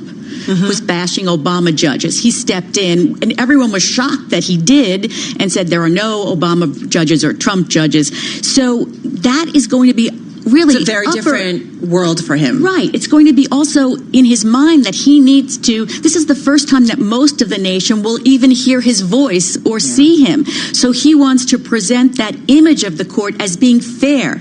And these senators may put him to the test here because it's going to be really, everything may be sort of questioned. We don't know. I mean, ultimately, if there are no witnesses called, if there's no new documents, brought in, I mean, does this wrap up very quickly, potentially? Well, I think it might wrap up quickly, but you still have to have, there are days in between before they file the trial briefs, and then there are the senators able to ask questions, and then they go back. And so it's got to be weeks, I would say. There's one administration official that's quoted today as saying 2 weeks. 2 weeks. If there are no witnesses called, it'll be 2 weeks. Now, that's a guess. We don't know. Right. But that's a sort of range you're talking about. But I know the Chief Justice only a very little bit, but I know him a bit. I've spent a little time with him. I will just guarantee you, without his saying this to me or perhaps anybody else, he will have one goal in his head. How can I do whatever I can to make sure the Republic comes out of this stronger than we went in? Which is a tough job right now. Right. It's a very tough job because there are going to be people who are going to be unhappy no matter what happens. Well, there's such a political divide. Like, how do you do that, right? And bring well, them all especially together. because as he's thinking about the Republic, one could argue that Mitch McConnell is thinking about the Republicans, right? And sort of how they get out of this and how they protect the president. One Republican in particular, him. Yes. Because he's up for re-election, and there may be a tough challenge there. So, yes, you're absolutely right, but it's pretty personal, too. Yeah, absolutely. And, we've seen this, some partisan fighting like we've never seen before. I think it's funny or not funny, but it comes on a day when we've gotten some new developments, I feel like, potentially around the impeachment case, and that has the White House Budget Office, this story coming down that they violated federal law when it withheld that roughly $214 million appropriated by Congress to the Defense Department for security aid to Ukraine. So some of these things are coming down, and the timing is interesting. It's the Government Accounting Office. Yeah. I think they came down with that ruling, GAO. which is important. At the same time, I think that was sort of obvious. Congress has said you must distribute this money. They didn't do it. Right. That does not necessarily mean the fact that they didn't comply with congressional will does not necessarily mean that the president committed a crime or even an impeachable offense. Right. I mean, but you're right. GAO came out with a ruling. It's just like these little pieces and nuggets I feel like are coming on a day that's been, not a day, but a week that has been full of so much news out of the nation's capital. If you think about the trade agreement being done. So it's just interesting that this is kind of the next big story here. Well, also remember that the chief knows that he's presiding over a term with so many politically explosive cases from DACA, abortion, gun rights, and of course, the Trump financial records case. So he has to go from doing this in the afternoon and in the mornings going to the court. Now, he may have a benefit because the court is in recess for 4 weeks, starting, I think, 2 weeks from Monday. So he'll have a recess where he may not have to be going back and forth so much. But otherwise, what happened with Chief Justice Rehnquist is even though it's across the street, they would drive him across. All right. Well, we are seeing pictures of the Chief Justice walking toward the Senate chamber right now. Let's get a quick check on what's happening in the markets amid all this. Records. We are seeing them across the Dow, the S&P, the NASDAQ, the Dow Jones Industrial Average up 0.6%, similar gain for the S&P, the NASDAQ up about 0.7%. So amid this political drama and maybe trauma, we are seeing investors still very bullish, Carol. Yeah, exactly. You are listening to Bloomberg Business Week on this Thursday afternoon. Carol Massar along with Jason Kelly, along with David Weston, anchor of Balance of Power, host of Wall Street Week in our interactive broker studio, along with June Grosso, legal analyst and host of Bloomberg Law. As I said, both of them in our New York studio, but our eyes are glued on various news cable channels and our feeds coming out of the nation's capital. As Jason mentioned, Chief Justice John Roberts making his way to the Senate chamber. He will be there ultimately to swear in the senators for President Trump's impeachment trial, which is set to begin this coming Tuesday.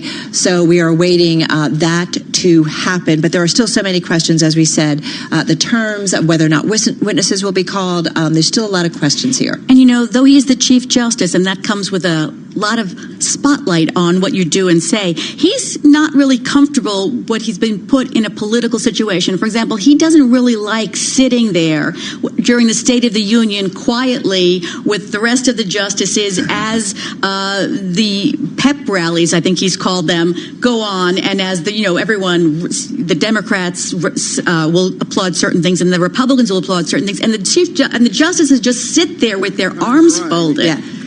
All right, here we go. We're monitoring. It looks like Mr. Roberts, of course, making his way, Chief Justice John Roberts making his way to the chamber, but of course continuing to take that roll call there on the Senate floor. Mr. President, at this time, pursuant to Rule 4 of the Senate Rules on Impeachment and the United States Constitution, the presiding officer will now administer the oath to John G. Roberts, Chief Justice of the United States.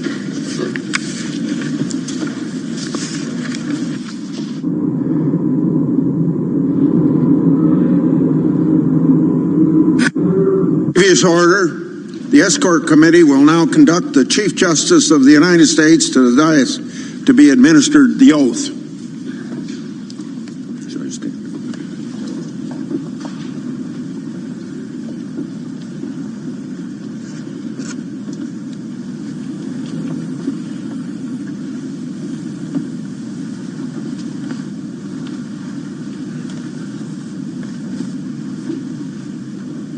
All right, you are right now, of course, listening to Bloomberg Business Week. We are watching the scene that is going on on the Senate floor right now. Chief Justice John Roberts stepping up. He's about to take the oath, and let's actually listen back in.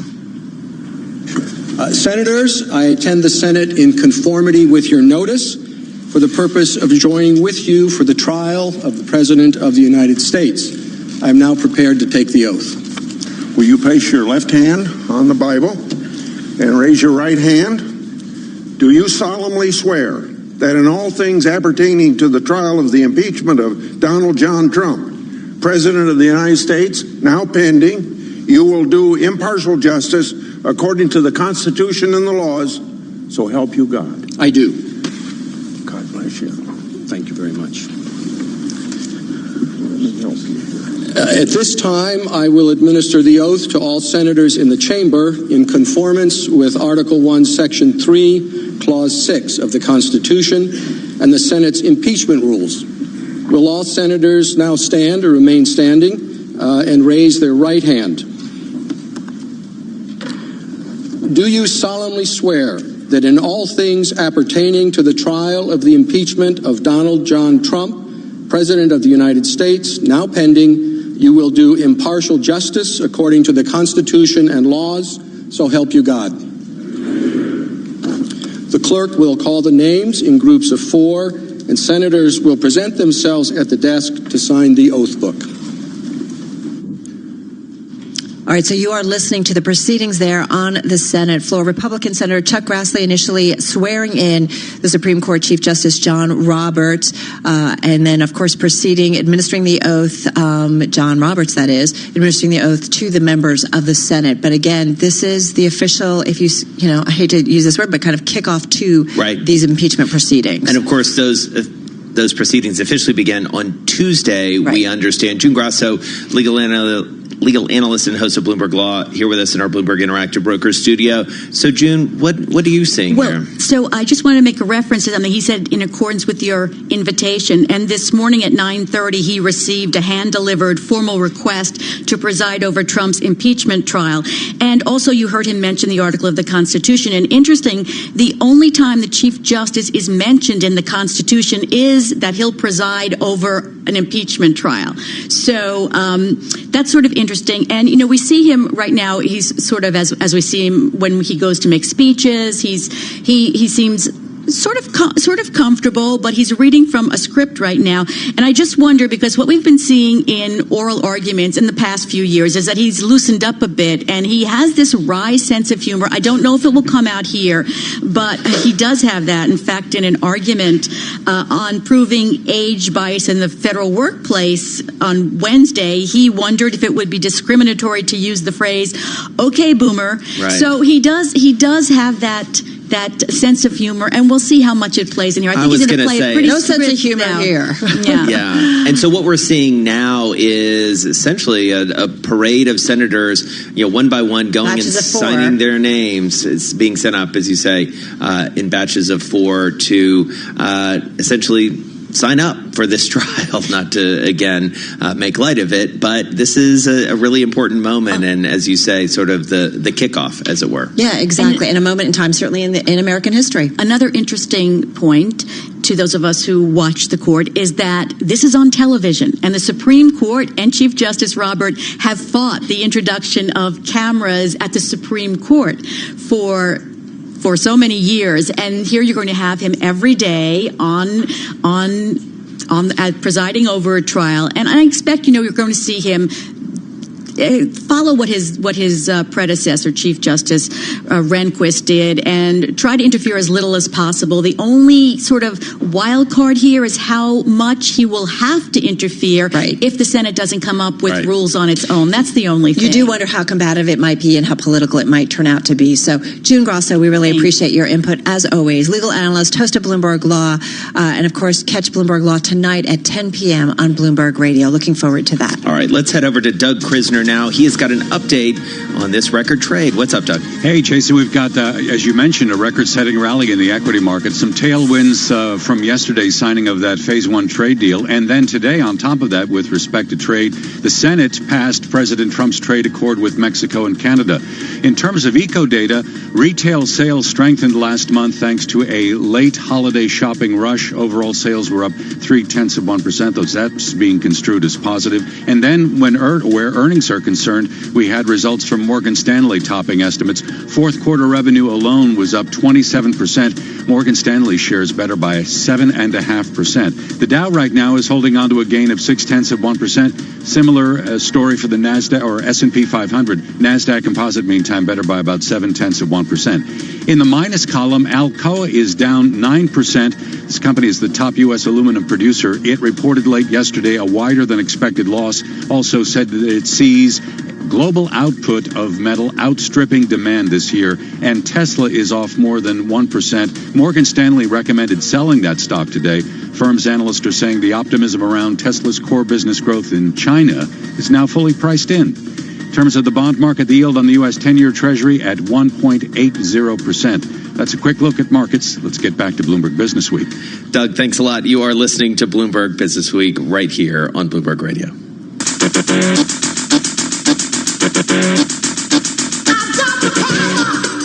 Yeah, so we do want to talk about kind of the evolution of health and wellness trends and how it means some of those great old standards in the beverage industry, they get a little bit of a reboot and a little bit of an update.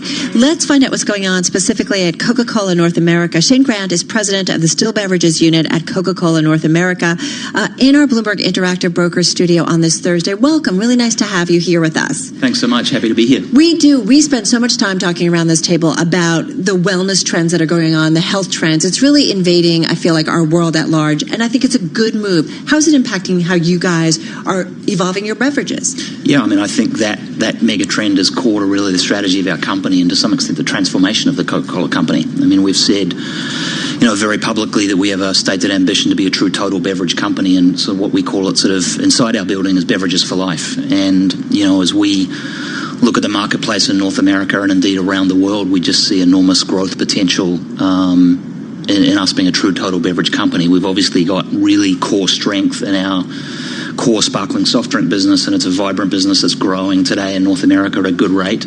But when we look across, the beverage landscape, water, ingredient enhanced water, can't tea, ignore this coffee, stuff, right? I mean, sports drinks. I mean, this is just, we think, really exponential growth opportunities. And, today specifically we're announcing the launch of 2 new brand platforms on the Powerade brand.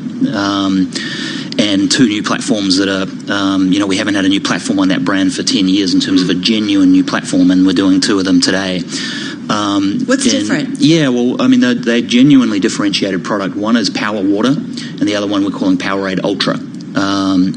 And really what's behind it is, if we looked at the sports category, which is a massive category, I mean, it's a $12 billion segment. It's got a history of good growth, and we see that growth continuing. What we're seeing is really these, what we call sweat moments.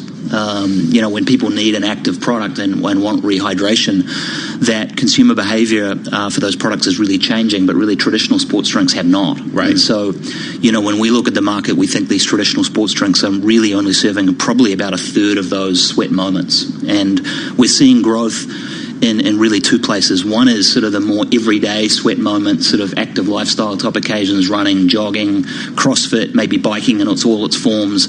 And then we're also seeing growth at kind of the high end, maybe more performance, more high repetition, more intense physical activity. And so that's really the logic of the 2 platforms. We've got Power Water, which is a 0 calorie, 0 sugar, Ion 4 electrolyte system, B vitamin, water-based sports product. And then at the other end of the spectrum, something called Powerade Ultra, which again is 0 calorie, 0 sugar, tying into that macro trend you mentioned, but with 50% more electrolytes, branched chain amino acids and creatine, as well as the base Ion 4 electrolyte system. So it's 2 very different types of products, but 2 really innovative products off the Powerade brand. And so talk to us about that 0 sugar especially, because it feels like that moment is not going away in a lot of ways. And I know it's something that you guys must think a tremendous amount about. Full disclosure, I grew up as a Coca-Cola kid down in Atlanta. My father worked there. So, like, I've seen personally the evolution of a lot of this. Help us understand sort of the philosophy just around sugar right now at the company. Look, the zero sugar and no calorie drive is real in our market. And, you know, we're really following the consumer on that. And we're following it not only in a number of these new products we're launching, but also our core business. You know, if you think about our core sparkling soft drink business today, you know, the real high growth components of it are the smaller packages, so the mini cans, the small glass bottles, but also our zero sugar options. So, you know, at our latest earnings, you would have seen Coke Zero Sugar continue double-digit growth both in North America and around the world. And so it's a growth engine in our core business. And then you look beyond that, it's forming, you know, an easily disproportionate share of the new things we're bringing to market. So, you know, you probably saw, you know, in the last few months alone, we've announced a raft of new products under this total beverage mission that we're on. And, you know, innovations like Smart Water flavors, Smart Water alkaline, Smart Water antioxidant, our announcement to enter with scale this flavored sparkling water segment with a new brand called Aha, the expansion of Topo Chico. I mean, these are all zero-calorie products that are very much on trend, and we're really leaning into that because you're right, it's a driving force in the industry. Shane, I do wonder, you know, when we talk about great brands, global brands, Coca-Cola always is at the top of the list. And I do wonder, in terms of growth, where do you guys get the most bang for your buck in terms of evolving, like you're doing with Powerade, evolving existing brands and, you know, making them be no sugar and, you know, pumping them with nutrients because this is what the public wants, versus buying those newer brands? What's the better play, or is it going to be 50-50 of both? Yeah, look, I mean, we're always looking at the right kind of acquisitions. I mean, we've announced... and you guys have been a very acquisitive company, but I just do wonder, do you get more kick by taking that great Coca-Cola brand and the brands people have grown up with and making tweaks on them? And is that the future of Coca-Cola, or is it going to be a lot more of these new brands that you guys continue to acquire? The future of Coca-Cola is a true total beverage company, and that includes our core Coca-Cola brand. I mean, you know, you look... You know, certainly over our most recent quarterly announcements, and our core Coca-Cola brand is growing and growing at a really good rate. And we strongly believe we can sustain that sort of growth on that core business for us as we shift with the consumer. And I think the smaller packages, the zero sugar move, as well as just really good marketing of our core Coke Classic is still part of our growth algorithm and will remain that. And we're building on top of that, I think, much more aggression, much more speed and agility in some of these newer categories. And I think, you know, you see some of our announcements in water in North America that we just talked about as I think core to that. You see the announcement today in sports. You know, you see us shifting into dairy. And, you know, frankly, we've got more to come. You know, we've got a good tea business, an emerging coffee business. And, you know, the more that we can view the market in that sort of really expansive way, the faster we think we can grow the business. And Shane, I do wonder about the competitive landscape. You know, back in the day, it was Coke versus Pepsi. It was pretty simple, and each of you had sort of your stable of brands, and you went to war every day. And, you know, there were some outliers like a 7-Up or a Dr. Pepper. But as you look around, you know, as in every business, there are disruptors coming up, you know, sort of like the fintech business or the transportation business. How do you sort of look at that new competitive landscape? How do you size it up? Look, I think for us, we win when we stay really focused on the consumer. And, you know, we are talking to thousands of consumers every week. We obviously have major relationships with big retailers in this country. And so we've really staying focused on our customers and our consumers. I mean, the competitive landscape, I think I would characterize beverage as one of the most hotly contested segments in CPG. It's obviously got, you know, a couple of very big players, but increasingly it has a number of kind of smaller emerging players. Our focus is really kind of on the end product and the end consumer, and we think, you know, as long as we keep the company incredibly consumer-centric and almost increasingly consumer-centric in its culture, and then build with that ever better capability around speed, agility, and our reaction, our willingness and speed to react to those consumer trends, then we're going to be just fine in terms of accelerating growth. In terms of CPG, is that, do you think, going to be as big as everybody expects? CBD or CPG? What did I just say? You said CPG. But I said... Did you mean CBD? I did mean CBD. Sorry. She hasn't had any. It's been a long week. Yeah, and I haven't had any. But in terms of, the stories that have been going on for like the last year or so, and I feel like we watch those big consumer product companies to see if they're getting involved, and you've seen the stock react, whether or not.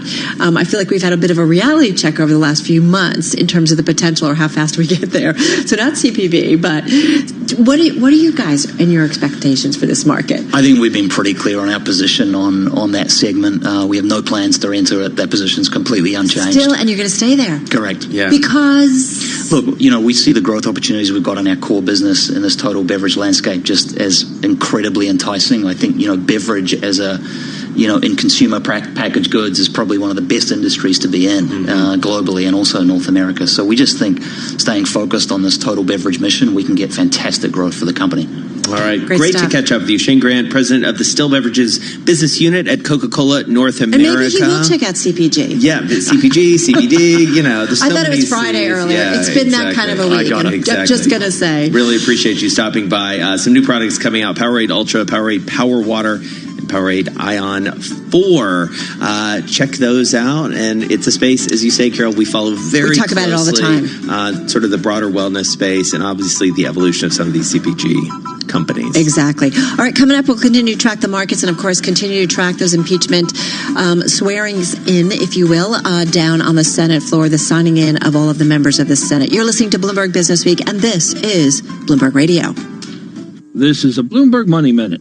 2 days after signing a Phase 1 trade deal with China, the U.S.-Mexico-Canada Free Trade Agreement is headed to President Trump's desk. The Senate approved the NAFTA overhaul today. It was passed by the House last month. Trade optimism continues to drive stocks higher, lifting the major averages to new highs. Dow Jones Industrial Average is up 179, the S&P 500 up 19, the Nasdaq Composite is up 68. DuPont may sell its electronics business. Sources say the company is working with advisors to consider its options. The unit specializes in materials for semiconductors, light-up displays, and sensors. It accounts for about 16% of DuPont's total revenue. Flying on JetBlue, it'll cost you more to check your bag starting today. The airline has raised the cost by $5 per bag to $35 for the first bag and $45 for the second. Other major airlines are likely to follow suit. Larry Kofsky, Bloomberg Radio. Imagine being fired because of who you love. Imagine being denied medical treatment because of who you marry. Imagine being evicted because of who you are. Millions of Americans don't have to imagine this. They have to live it. Because in 31 states, it's legal to discriminate against LGBT people. Get the facts at beyondido.org. Brought to you by the Gill Foundation and the Ad Council. In-depth analysis, concise reporting, need-to-know global business news. Around the world and across the markets, Bloomberg connects the dots for decision makers. Stay on top of today's headlines. Follow big breakthroughs in tech. Understand the latest political issues. See how the world's wealthiest are spending their money. Track what's happening in the markets, and much more. Subscribe today to Bloomberg, the global standard for business reporting. Get it all at Bloomberg.com/subscriptions. Sergey, did you know in London, date night is normally a Thursday? When was your last date? Thursday, 8th of January, 2015. That recent. Well, I think it's time I treat you. Mates before dates, come on. Woohoo! Enjoy date night with 2-for-1 on starters, mains and desserts at your local favorites, like Bombay Flame with Meerkat Meals. When you buy, so compare the market. Qualifying purchase, app only, 2-for-1 on selected food, participating restaurants, a la carte only, Sunday to Thursday, T's and C's and exclusions apply. Chilly January days in London are tough enough without a broken boiler. Keep your home warm and working this winter with 2 years interest-free credit and your boiler installed by one of our expert engineers. Plus, you'll get a 5-year British Gas warranty. And we can even quote by video call after work or on weekends. Get a quote by the 29th of February, and you can also get £200 off a new boiler, or £400 off for our existing home care customers. Search British Gas New Boiler. Conditions apply. You might already know that TuneIn allows you to listen to all the pro sports leagues wherever you go. But did you know TuneIn is also home to the wide world of college sports? Open three, DeAndre Hunter got Hand off Carruthers. Big hole right side. He leaps and he surges in. Touchdown. From live college football, basketball, and baseball games to podcasts and coaches shows fueling your love for the game in your school. And the best part is, it's all free. Search college sports to find your team or league.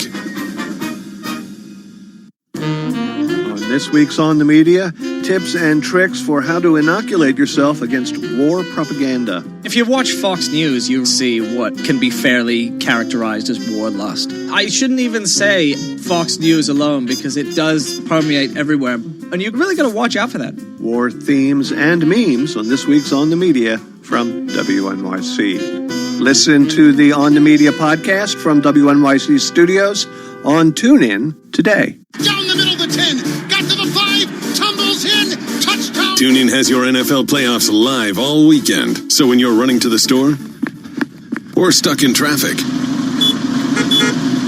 TuneIn has you covered. Touchdown. Puts his head down, crashes and spins and dives. Touchdown. Search NFL and get prepared for the action. Touchdown. The NBA is on TuneIn Premium. Each week, TuneIn picks an NBA game you just can't miss. LeBron James, Anthony Davis, and the Lakers are in Houston to take on James Harden, Russell Westbrook, and the Rockets. LeBron turned the corner. Slam dunk LeBron. Harden steps left. He shoots for 3, and that goes in. This Saturday, the Los Angeles Lakers are at the Houston Rockets. Tip-off is at 8:30 p.m. Eastern. Search NBA to follow your favorite NBA team today. Casting live from the Bloomberg Interactive Brokers Studio in New York. Bloomberg 1130 to Washington, D.C. Bloomberg 99.1 to Boston. Bloomberg 106.1 to San Francisco. Bloomberg 960 to the country. Sirius XM Channel 119 and around the globe. The Bloomberg Business app and BloombergRadio.com. This is Bloomberg Business Week. Coming up. Listening. Oh, sorry. Oh, you are. We're all listening. We're listening to you. Apparently. Sorry. We're jumping on each other. It's that kind of a day. I'm just going to put it out there. We're going to talk about measles because our next guest says we've gotten too dismissive about it. That's exactly right. Checking in with our friends down at Johns Hopkins. First, let's check in with our friend Doug Krisner. He's got an update on the trade. Hey, Jason, record-setting rally right now in the equity market. We have the tailwinds from yesterday's signing of that Phase 1 trade deal. And then today, on the subject of trade, the Senate passed President Trump's accord with Mexico and Canada. Interestingly, nearly half of the Senate Democrats who voted against the USMCA share one thing in common. They either ran or are still running for the 2020 Democratic presidential nomination. Now, in terms of eco data, U.S. retail sales strengthened in December, rising by about 0.3%, due in large part to a last-minute holiday rush. And then when you consider earnings, the results today from Morgan Stanley, fourth quarter revenue alone up 27%. Profit $2.2 billion for the quarter. These numbers better than expected. Those shares are up 7.5% right now. In the negative column, we have Alcoa. We were talking about this after the bell yesterday. The company reported a wider than expected loss. They also, over at Alcoa, are seeing a global output of aluminum outstripping demand this year. Stock is down more than 10% at this hour. Tesla, weaker by just about 1.5%. Morgan Stanley today recommending the stock as a sell. Analysts at the firm are saying the optimism around Tesla's core business in China basically is all priced in.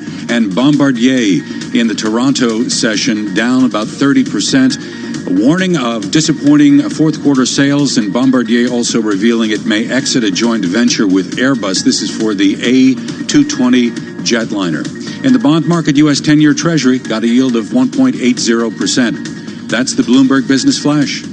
Doug, thank you. Really appreciate it. You are listening to Bloomberg Business Week, live on Bloomberg Radio, streaming live on YouTube as well. Well, let's head down to Baltimore now. Dr. William Moss is there, Executive Director of the International Vaccine Access Center at the Johns Hopkins Bloomberg School of Public Health. And as you might be able to tell from the name, the Bloomberg School of Public Health is supported by Mike Bloomberg, the founder of Bloomberg LP and Bloomberg Philanthropies. Dr. Moss, great to have you with us.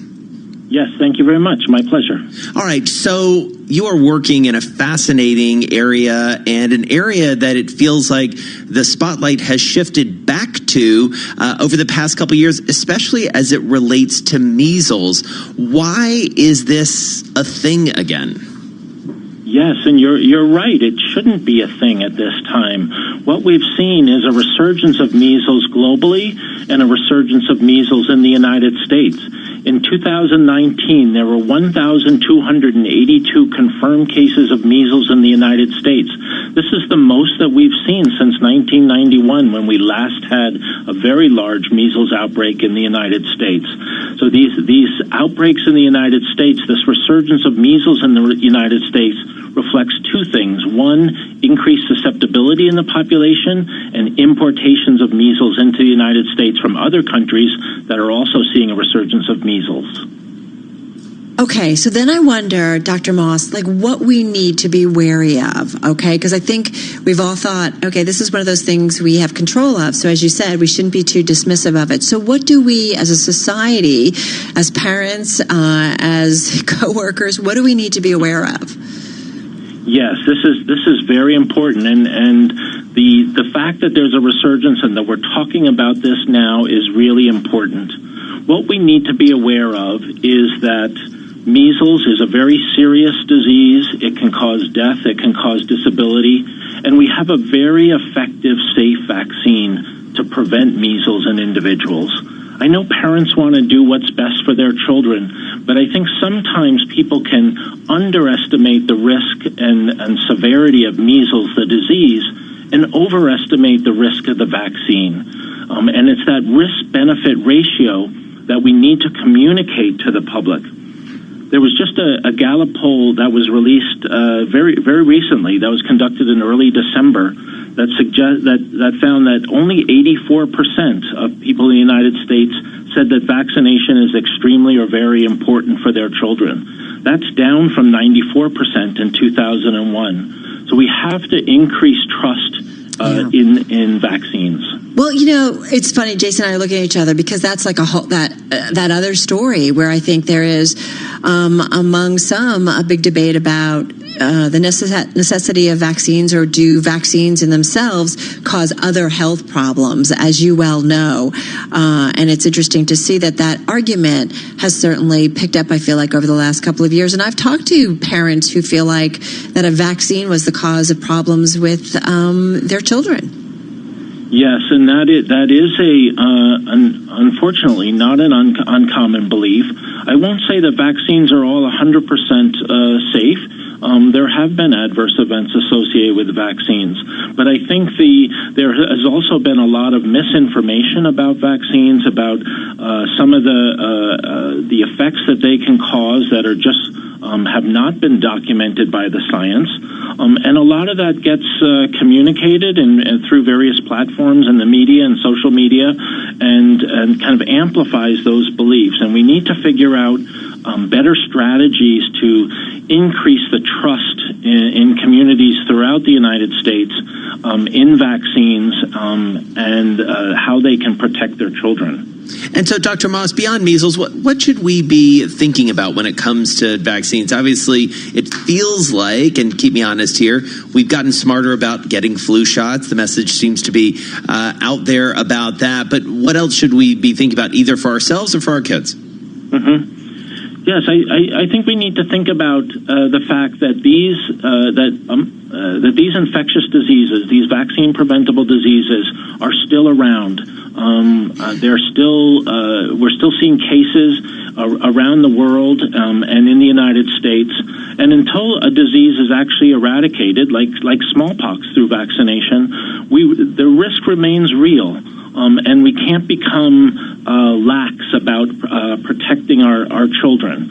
And again, I think it comes back to really understanding the risks of these disease and the overstated risk of adverse events related to vaccines. All right, we're going to leave it on that note. Dr. William Moss, thank you so much for your time today. Executive Director, International Vaccine Access Center at Johns Hopkins Bloomberg School of Public Health. Joining us on the phone from Baltimore, Maryland. Of course, the Bloomberg School of Public Health is supported by Michael R. Bloomberg, founder of Bloomberg LP and Bloomberg Philanthropies.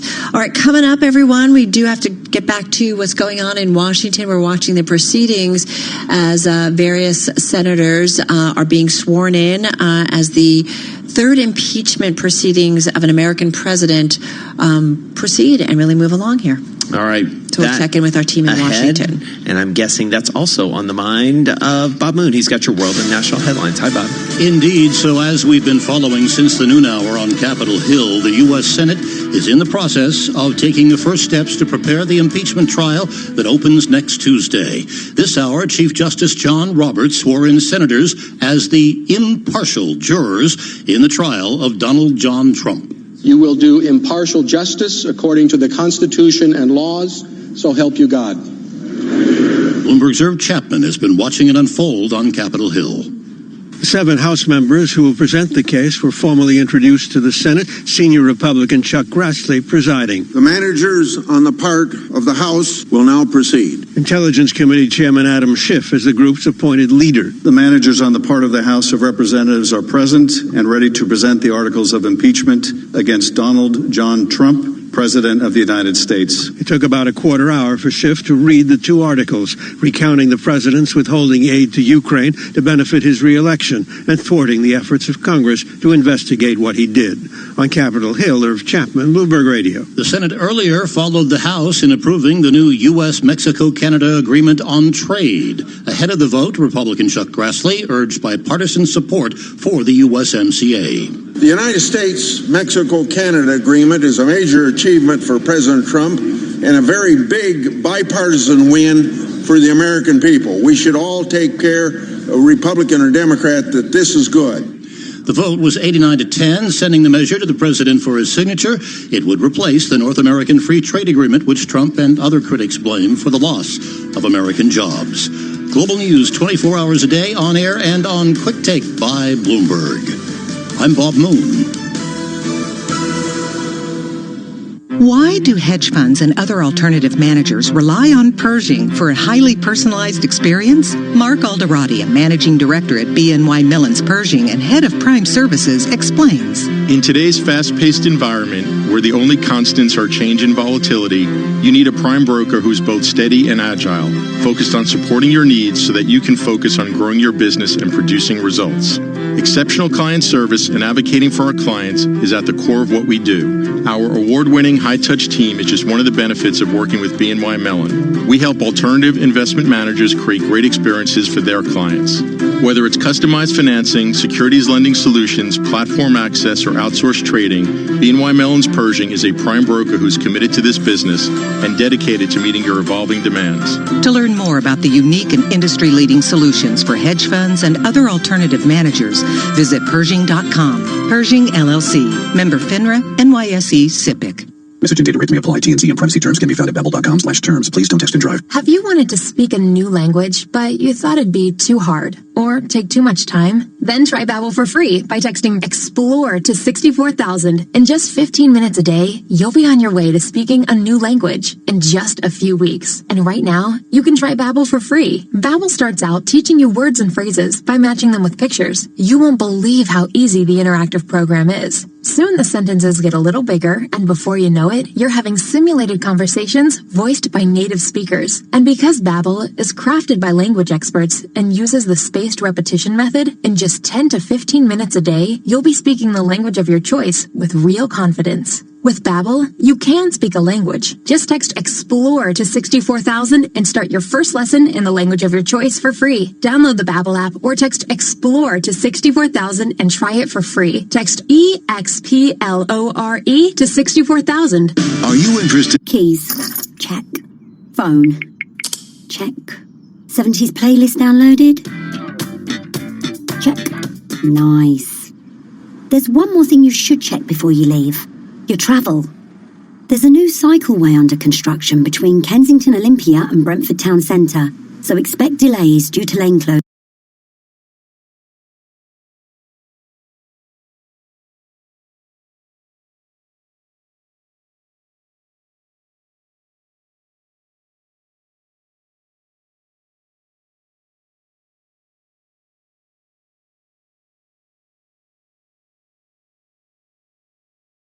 Keys. Check.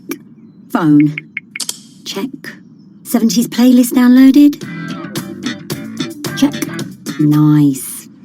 There's one more thing you should check before you leave. Your travel.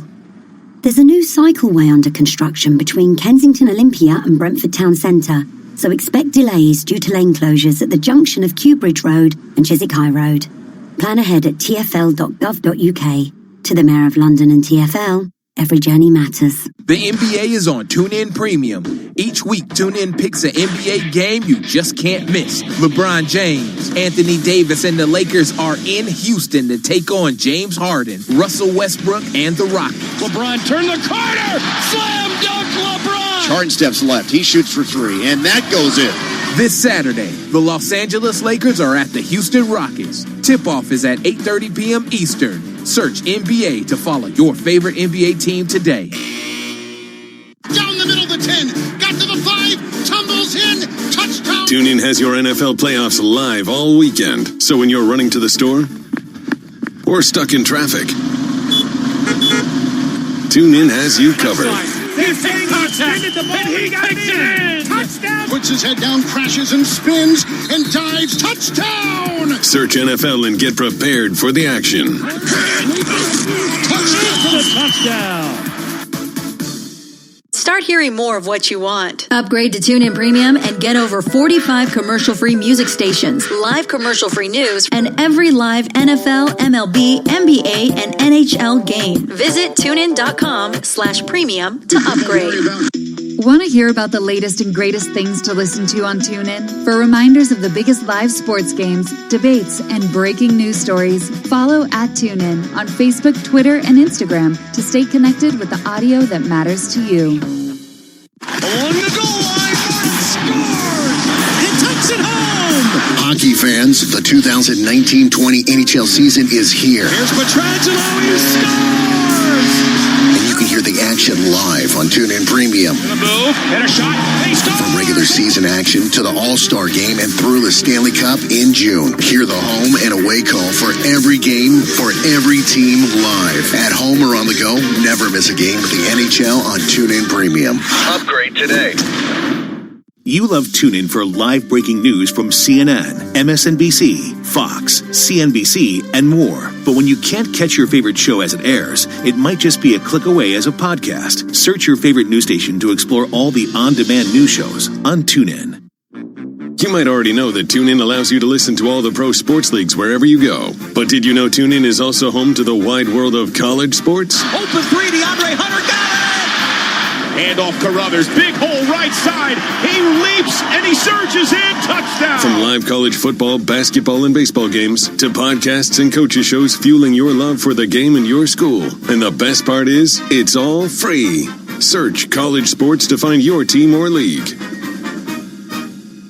Today at Bloomberg.com, the Bloomberg Business app, and on Quick Take by Bloomberg. This is a Bloomberg Business Flash. At 47 past the hour, we've got records across the board for the major U.S. equity benchmarks.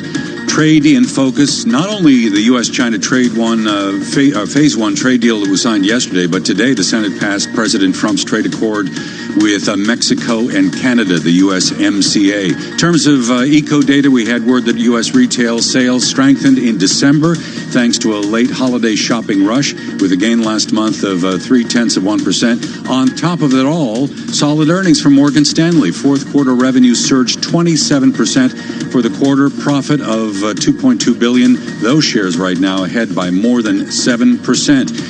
In the minus column, Alcoa down 10% after the bell yesterday. The company reported a wider than expected loss, and Alcoa is seeing basically global output of aluminum outstripping demand this year, so a buildup in supply or inventory, any way you want to slice it. The Dow is ahead 0.6%. In the broader market, the S&P 500 better by about the same amount, and in the NASDAQ space, the composite index rising 0.7%. The dollar stronger today against the majors, with the Bloomberg Dollar Spot Index up 0.1%. We've got a weaker yen with a 110 handle, 110.33, and a U.S. 10-year Treasury that's yielding 1.80%. That is your Bloomberg Business Flash.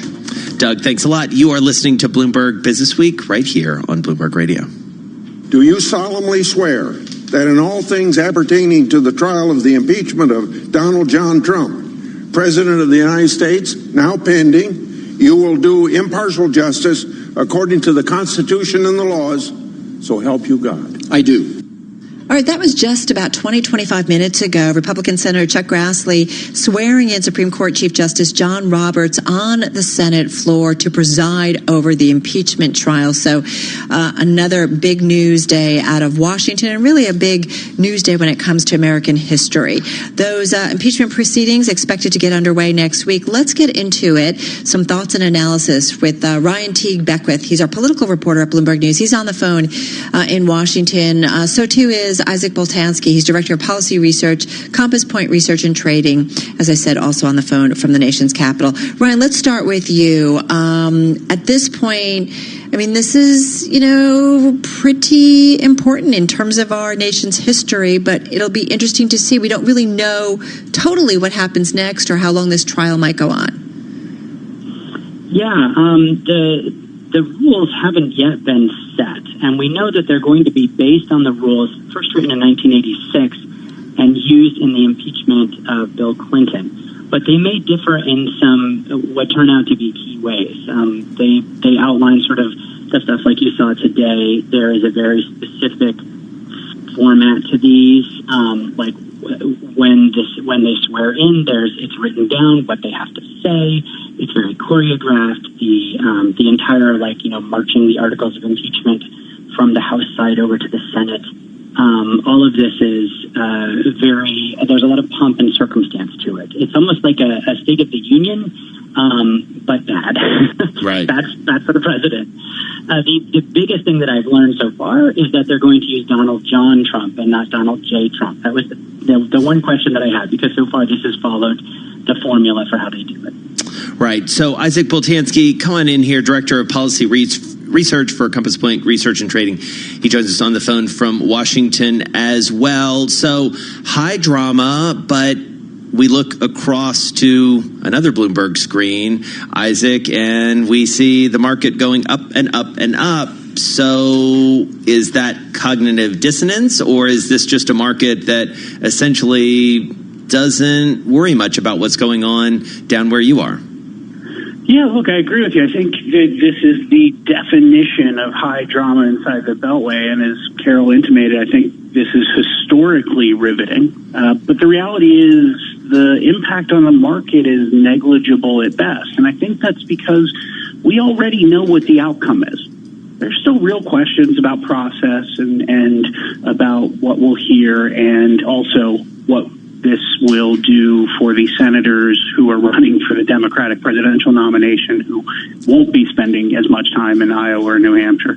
But the outcome of this particular trial is known. And so I can tell you my client questions over the past few weeks have been far more focused on things like Iran and Iowa and the details of the China trade deal than anything relating to impeachment. And so, Ryan, I mean, take us through the next few steps. Tuesday, obviously, I think is the next big day when this really kicks off. So what do we expect to hear, especially given that, as Isaac said, most people think this is a foregone conclusion? What are the wild cards here? The market's perspective, it is a foregone conclusion, because the market doesn't care if, 59 or 57 or 53 or 48 or 30 people vote to impeach the president, because he's not removed from office unless it's that magic number. Now, politically, that number matters, and that's the wild card for us. I think from the political perspective, I'm super curious if any Republican is going to end up voting for impeachment, because I think that will make a huge difference in the public perception of it. If Republicans hold the line and all of them vote down the line on this, then that will reassure partisan Republicans that this is a Democratic thing, right, and that it's okay for them to dismiss it. If you have a high-profile defection, that could change the equation. Who's the possible defection here, Ryan? Are we thinking of Susan Collins or Lisa Murkowski? Who is it? Who are the likely suspects here? Yeah, I don't know why everyone keeps having the Susan Collins. I know. She's a master at sort of like, she's the J.J. Abrams of the Senate, somebody who is always promising this really cool stuff and then the ending kind of sucks. She's not going to, she's already made her decision, I think, that the only way for her to get reelected is to keep Trump's base in her state animated, and that anything that would give them a chance to cry sellout is going to just demolish her because she's already got unified opposition. So she's already made that bet. I don't know that the Cory Gardners and the Tom Tillises have necessarily made that bet yet, but I think that they're probably also leaning towards Trump got me into this. He's the only one who can get me out of it. The wild cards are the people who don't care. Lisa Murkowski lost a Republican primary to, somebody who was really out for blood. She re-registered, ran as an independent, and won in a campaign in which she had her ads just told you how to spell her name because it was a write-in campaign. There was an ad that was just a kid spelling her name. Right. So she doesn't care. She knows that no one can come after her. She's going to do what she wants. Mitt Romney, he's not up for election for a while. He's self-made man with lots of money. He already staked out a position against Trump in the harshest possible terms. Trump doesn't like him, doesn't have any use for him.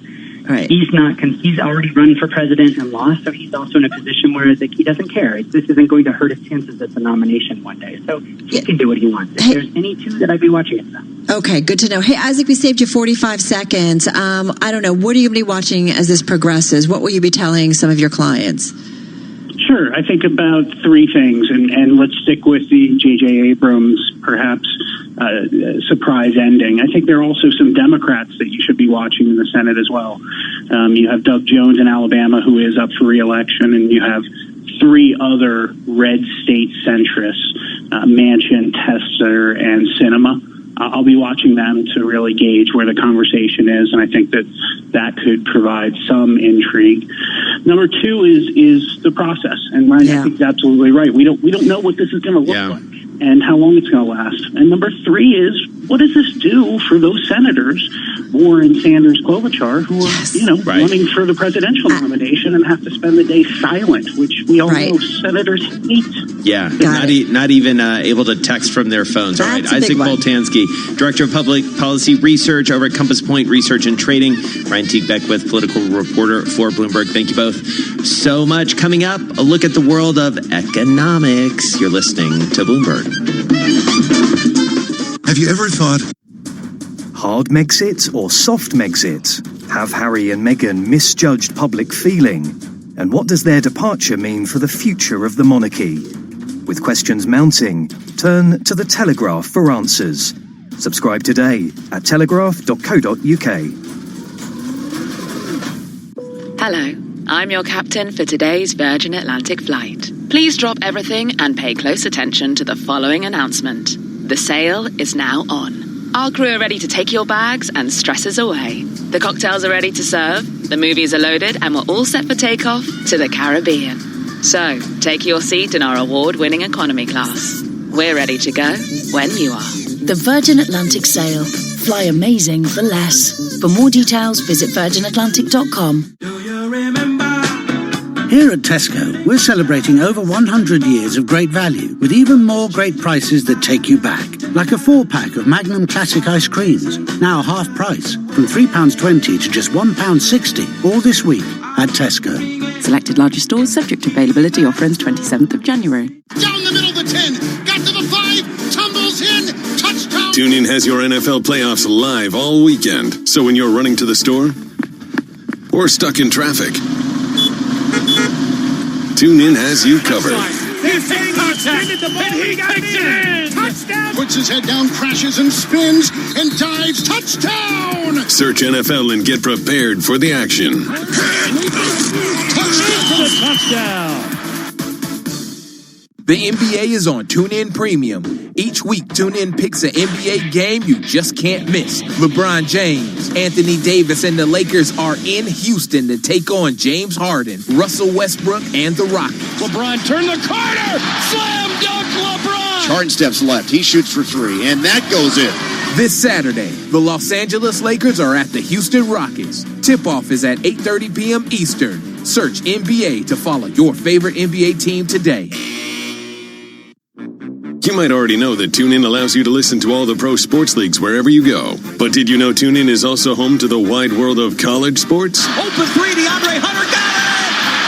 Handoff Carruthers, big hole right side. He leaps and he surges in, touchdown! From live college football, basketball, and baseball games to podcasts and coaches shows fueling your love for the game in your school. And the best part is, it's all free.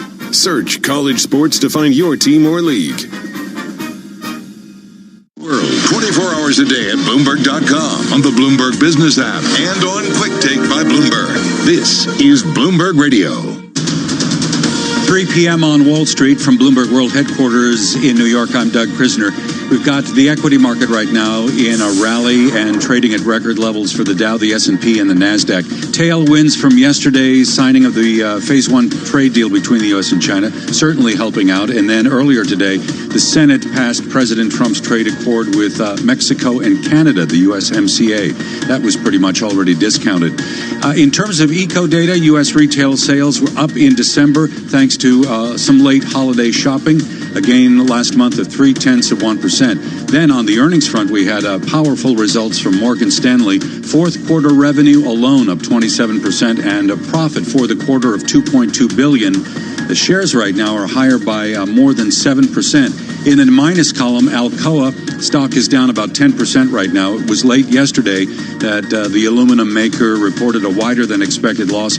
Also went on to say that the company is seeing global output of aluminum outstripping demand this year. So we're going to see a buildup in inventory, it seems. Tesla shares right now weaker by more than 1.5%. Today, Morgan Stanley recommended selling the stock.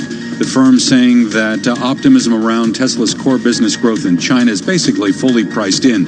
We have DuPont rising 1.3%. We are hearing that the company is weighing the divestiture of an electronics unit.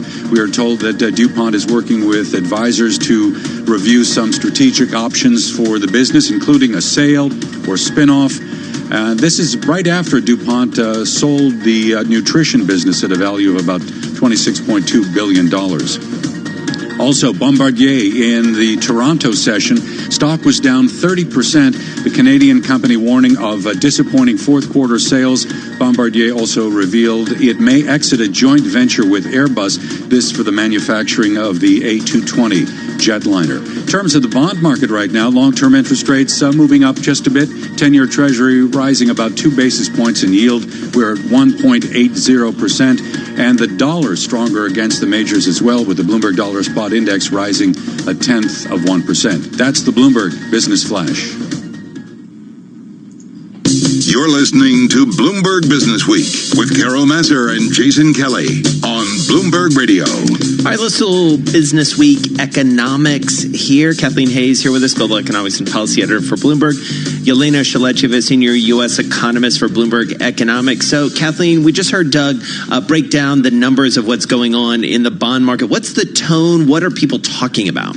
Well, you had numbers that came in today stronger than expected. Now, if you dive down deep, as Yelena will in just a minute, particularly with the retail sales, the strong headlines maybe have some aspects when you look back the past couple months that don't look quite so great, but you did have the... You know what? Let's go there, if you don't mind, because I feel like retail sales is the one report that we've been all talking about. Can we just lay out the numbers? Absolutely. I was just waiting for the moment. I think you teed it up, but I think it's the thing we keep talking about all week. Sure. So what happened? So if you look at the headlines, they really look like relatively strong, but if you look at the underlying detail, it's really not as great. So if you look at for the quarter as a whole and average the numbers for the quarter, for the final quarter of the year versus Q3, you actually see some declines in the underlying components, which is quite a bad sign for GDP coming out in a couple of weeks. So I think we should probably discount some of this because of aggressive discounting that happened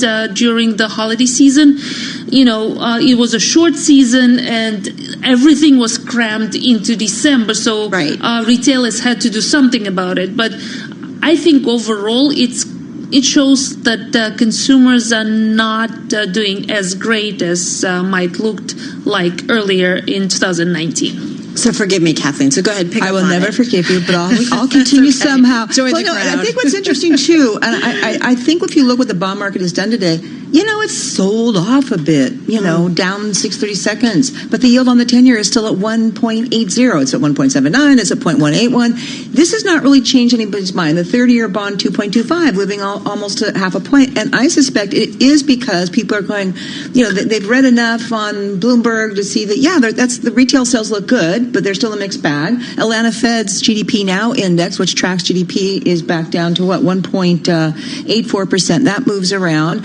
But and it seems like it's just a little too early to say you got a stronger Philly Fed manufacturing index, a stronger Empire State index yesterday, both looking at manufacturing because, we've got a phase one trade deal.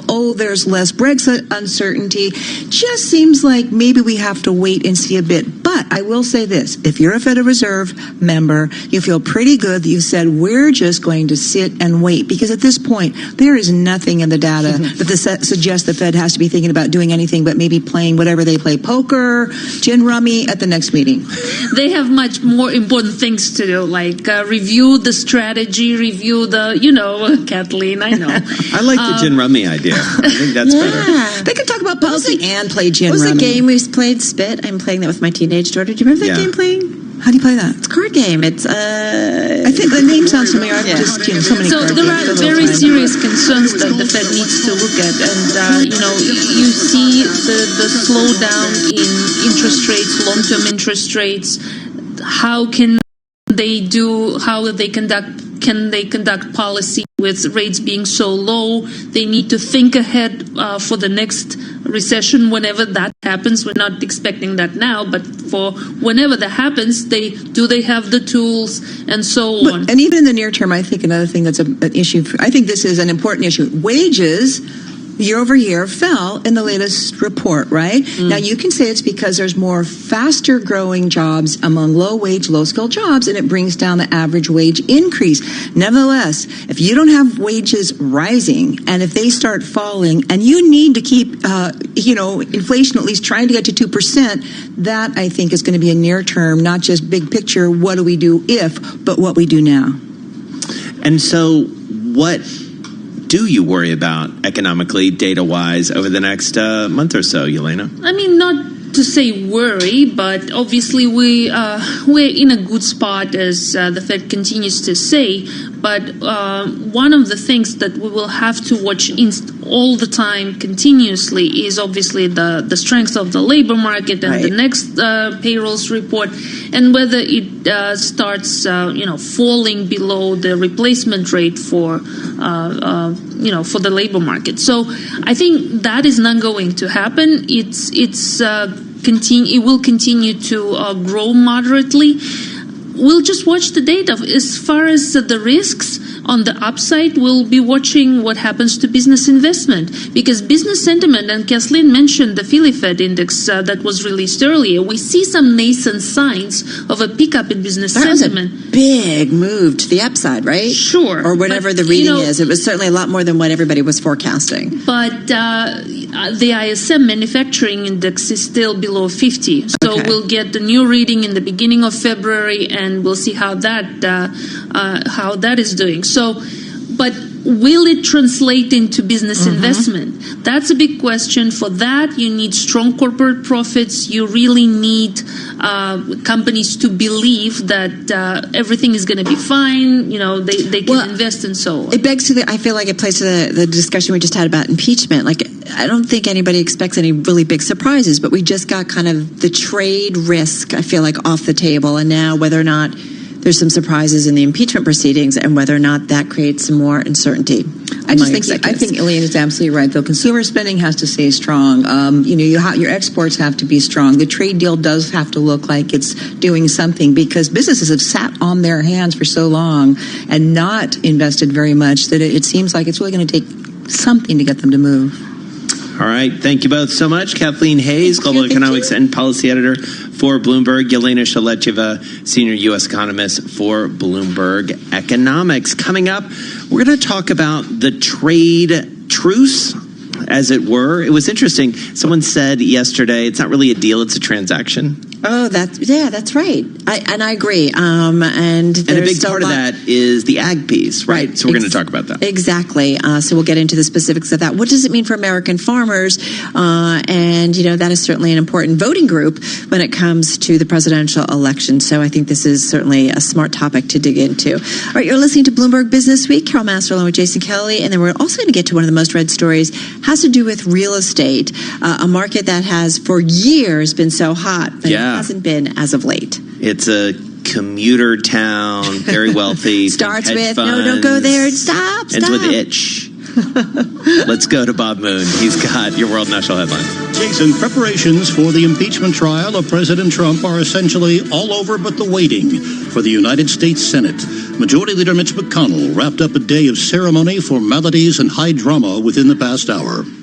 I ask unanimous consent that the Senate sitting as a court of impeachment adjourn until Tuesday, January the 21st, 2020 at 1 p.m. Is there objection? Without objection, so ordered. The Senate sitting as court of impeachment is adjourned until Tuesday, January 21st at 1 p.m.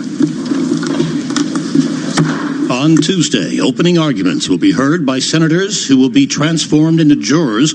All receive the oath of impartial justice today from Chief Justice John Roberts. House Speaker Nancy Pelosi does not have high hopes for that after the Nonpartisan Government Accountability Office declared today that the Office of Management and Budget broke the law when, under the president's direction, it withheld more than $200 million in Ukraine military aid Congress had appropriated. Pelosi complains Republican lawmakers are again ignoring new evidence. This is just another avoiding of the facts and the truth on their part.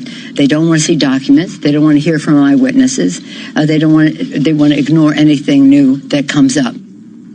And Pelosi says the watchdog agency ruled such aid cannot be withheld for policy reasons. The Senate has passed and sent to the White House the U.S.-Mexico-Canada trade agreement. The vote was 89-10 in a rare display of bipartisanship. Global News 24 hours a day, on air and on Quick Take by Bloomberg. I'm Bob Moon. 1858. The first transatlantic cable brings news of Europe. We have the US tariffs on European goods. Would you be standing ready to buy UK domestic stocks now? It works for 3 weeks. Bloomberg Daybreak Europe. You are expecting an end to uncertainty. It worked every time. What are you looking for in the event of a deal? There are a confluence of factors. Weekdays at 1 a.m. Eastern on Bloomberg Radio, the Bloomberg Business app, and BloombergRadio.com. Bloomberg, the world is listening.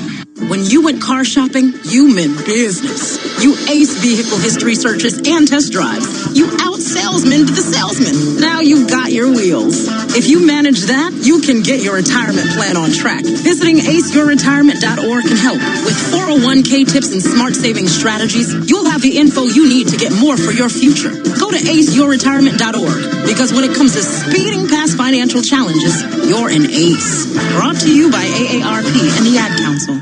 In-depth analysis, concise reporting, need-to-know global business news. Around the world and across the markets, Bloomberg connects the dots for decision makers. Stay on top of today's headlines. Follow big breakthroughs in tech. Understand the latest political issues. See how the world's wealthiest are spending their money. Track what's happening in the markets, and much more. Subscribe today to Bloomberg, the global standard for business reporting. Get it all at Bloomberg.com/subscriptions. Hey, it's me, your cell phone. We need to talk about something serious. I know you love me, I know you like using me wherever you are, but I feel like this isn't working out when you're driving. I know you may think that it's possible to focus both on me and the road, but I just don't feel the same way. I think we should spend time away from each other when you're driving. It's for the best. Visit StopTextStopWrecks.org. A message brought to you by the National Highway Traffic Safety Administration, Project Yellow Light, and the Ad Council. What if you could keep the... Hard Megxit or soft Megxit? Have Harry and Meghan misjudged public feeling? And what does their departure mean for the future of the monarchy? With questions mounting, turn to The Telegraph for answers. Subscribe today at telegraph.co.uk. Keys. Check. Phone. Check. 70s playlist downloaded? Check. Nice. There's one more thing you should check before you leave. Your travel. There's a new cycleway under construction between Kensington Olympia and Brentford Town Centre, so expect delays due to lane closures at the junction of Kew Bridge Road and Chiswick High Road. Plan ahead at tfl.gov.uk. To the Mayor of London and TfL, every journey matters. Look at that. A riveting quest. A glorious opportunity. A scratch card. Yet he remains unfazed by the challenge, wavering at nothing. Miss, please keep it down. We're in the quiet area. Sorry. Here we are. The moment of truth. As he reaches... Instant excitement with scratch cards from the National Lottery. Your numbers make amazing happen. Search Dream Big, Play Small. Rules and procedures apply. Players must be 16 or over. Did you know your favorite radio stations are in your pocket? Yes, the TuneIn app lets you listen to the same radio stations you pick up on your home or car radio anywhere you want. To see all the stations broadcasting in your area, find the local radio section on the home screen. Keep it local with TuneIn. This is not a commercial. This is a reminder. With TuneIn Premium, you could be listening to more music commercial-free. Get over 45 commercial-free music stations. Visit tunein.com/premium to upgrade. You love TuneIn for live breaking news from CNN, MSNBC, Fox, CNBC, and more. But when you can't catch your favorite show as it airs, it might just be a click away as a podcast. Search your favorite news station to explore all the on-demand news shows on TuneIn. NFL Conference Championship Weekend is live on TuneIn, starting Sunday at 3:05 p.m. Eastern. Don't miss the Tennessee Titans and the Kansas City Chiefs in the AFC Championship. Gets to the goal line, in for the touchdown! Then, starting at 6:40 p.m. Eastern, hear the Green Bay Packers and San Francisco 49ers clash for the NFC crown. Shotgun snap, hand off to Jones, knifes in over the left guard, touchdown. At home or on the go, don't miss a second of playoff action with TuneIn Premium. Search Premium to upgrade. When you're not listening to your team, take it to the end zone, the rim, or the net. Keep up with the biggest moments in sports by following TuneIn on social media. Block, Cook into the end zone for the touchdown. From reminders of the live top games to tips of the best sports stations and podcasts. Welcome to Undisputed. We are live from Los Angeles. I'm Jenny Taft here with Skip Follow Bayless. at TuneIn on Facebook, Twitter, and Instagram to get the most out of TuneIn. Cutting for the net, scores! On the goal line, Marshawn scores! Hockey fans, the 2019-20 NHL season is here. And tucks it home! And with this team, it's really fun to be a part of a team like that. You can hear the action live on TuneIn Premium. From regular season action to the All-Star Game and through the Stanley Cup in June. Hear the home and away call for every game, for every team live. At home or on the go, never miss a game with the NHL on TuneIn Premium. Upgrade today. Breaking news 24 hours a day at Bloomberg.com, the Bloomberg Business app, and on Quick Take by Bloomberg. This is a Bloomberg Business Flash. 17 past the hour, so we've got 43 minutes remaining in the Thursday session. The equity market is in rally mode, if I can say that safely. Let's get to the macro squawk desk. Check in with Bill Maloney for the latest. Hey, Bill. And good afternoon, Doug. That's right. U.S. stocks climbed today with the Dow trading currently at session highs. Dow's currently up 211 points. S&P's gained 21, while the Nasdaq rises by 72. The U.S. 10 yield at 1.8%. Gold is trading lower by 4. Small caps rise 12 points, and all of the main 11 S&P sectors are also trading higher, led by gains in technology, industrials, and the utilities. Nasdaq biotechs underperform, rise just 0.2%. Transports jump at 90 points. Semis gain 1.1%, and the VIX is down by 1.6%. Leaders to the upside in the Dow, Cisco, Home Depot, and Microsoft. Modest losses in Pfizer, Merck, and ExxonMobil. After earnings this morning, Morgan Stanley jumped 7%, while Bank of New York Mellon fell 8% after its numbers. In other news, DuPont jumped intraday on reports the company is set to explore a divestiture of its electronics unit, and Tesla fell as much as 5% off a Morgan Stanley downgrade. Note the stock is still currently holding the 500 level. Wrapping things up, Rail CSX reports after the bell. live from the First Breaking News Desk on Bill Maloney. Doug. All right, Bill, and today's reading on U.S. retail sales for December showed a gain of 0.3%. Strong reading and lower, or rather higher, long-term interest rates as a result, with a 10-year Treasury at 1.80%. That's the Bloomberg Business Flash. Doug, thank you. You are listening to Bloomberg Business Week right here on Bloomberg Radio. Just country boys and girls getting down the bar. So phase one of the U.S.-China trade deal, it calls for China to make $32 billion in new purchases of agricultural products. So what does this mean for American farmers? Carter Malloy is founder and CEO of Acre Trader on the phone from Fayetteville, Arkansas. Carter, nice to have you here. We haven't had a chance to really explore this aspect of the trade deal as deeply as we'd like. So give us an idea. Is this trade deal, does this make a difference to farmers? Yeah, absolutely so, Carol. We're very excited here in the ag community. We're looking at upwards of $40 billion of ag purchases. That's I think the U.S. ag probably comes out as the largest relative winner of this phase one deal, and we're talking about very significant volumes of product we'll be selling here in the next few years. So yeah, I think the excitement among the farmers we speak to, we speak to hundreds every week here at Acre Trader, and it's palpable right now. We're feeling a lot of energy in the industry. So Carter, help us understand from a farmer's perspective the economics and the economic impact of tariffs. There's a lot of debate that's essentially sort of academic or journalistic, I dare say, about tariffs. Are they good? Are they bad? I mean, this is something that you and folks you talk to every day feel very acutely day to day. What does it look like on the ground? Sure. So I think to your point, there's a lot of debate over the impact, but the fact is here in ag and in farming, we've dealt with low commodity prices now for going on 5 years. So the tariffs certainly didn't help, but it's been tough for quite a while. And so when we look at the volume implied of purchases here, upwards of $40 billion. For some context, we peaked selling about $30 billion of ag products to China in 2013 and 2014, and that was when prices were much higher. So just the sheer volume implied here is really exciting. I think there's still plenty of worries about this only having a 2-year agreement and how we, as a nation, put in place the proper enforcement mechanisms to ensure Beijing's compliance. But suffice to say, the impact is quite a positive one for farmers here in the U.S. What does it mean globally? Brazil certainly has picked up some of the slack when it came to soybeans as a result of the U.S.-China trade spat. What will it do for pricing for farmers? Yeah, I think we've seen a little rally in commodity pricing here recently in anticipation of this phase one deal. And so the pricing is it feels stable right now, though I think for us, and importantly, I want to be clear, I'm not a pure commodities expert. We focus on land, and when we zoom out and look at U.S. farmland as an asset, we remain very bullish over the long term for appreciation potential there.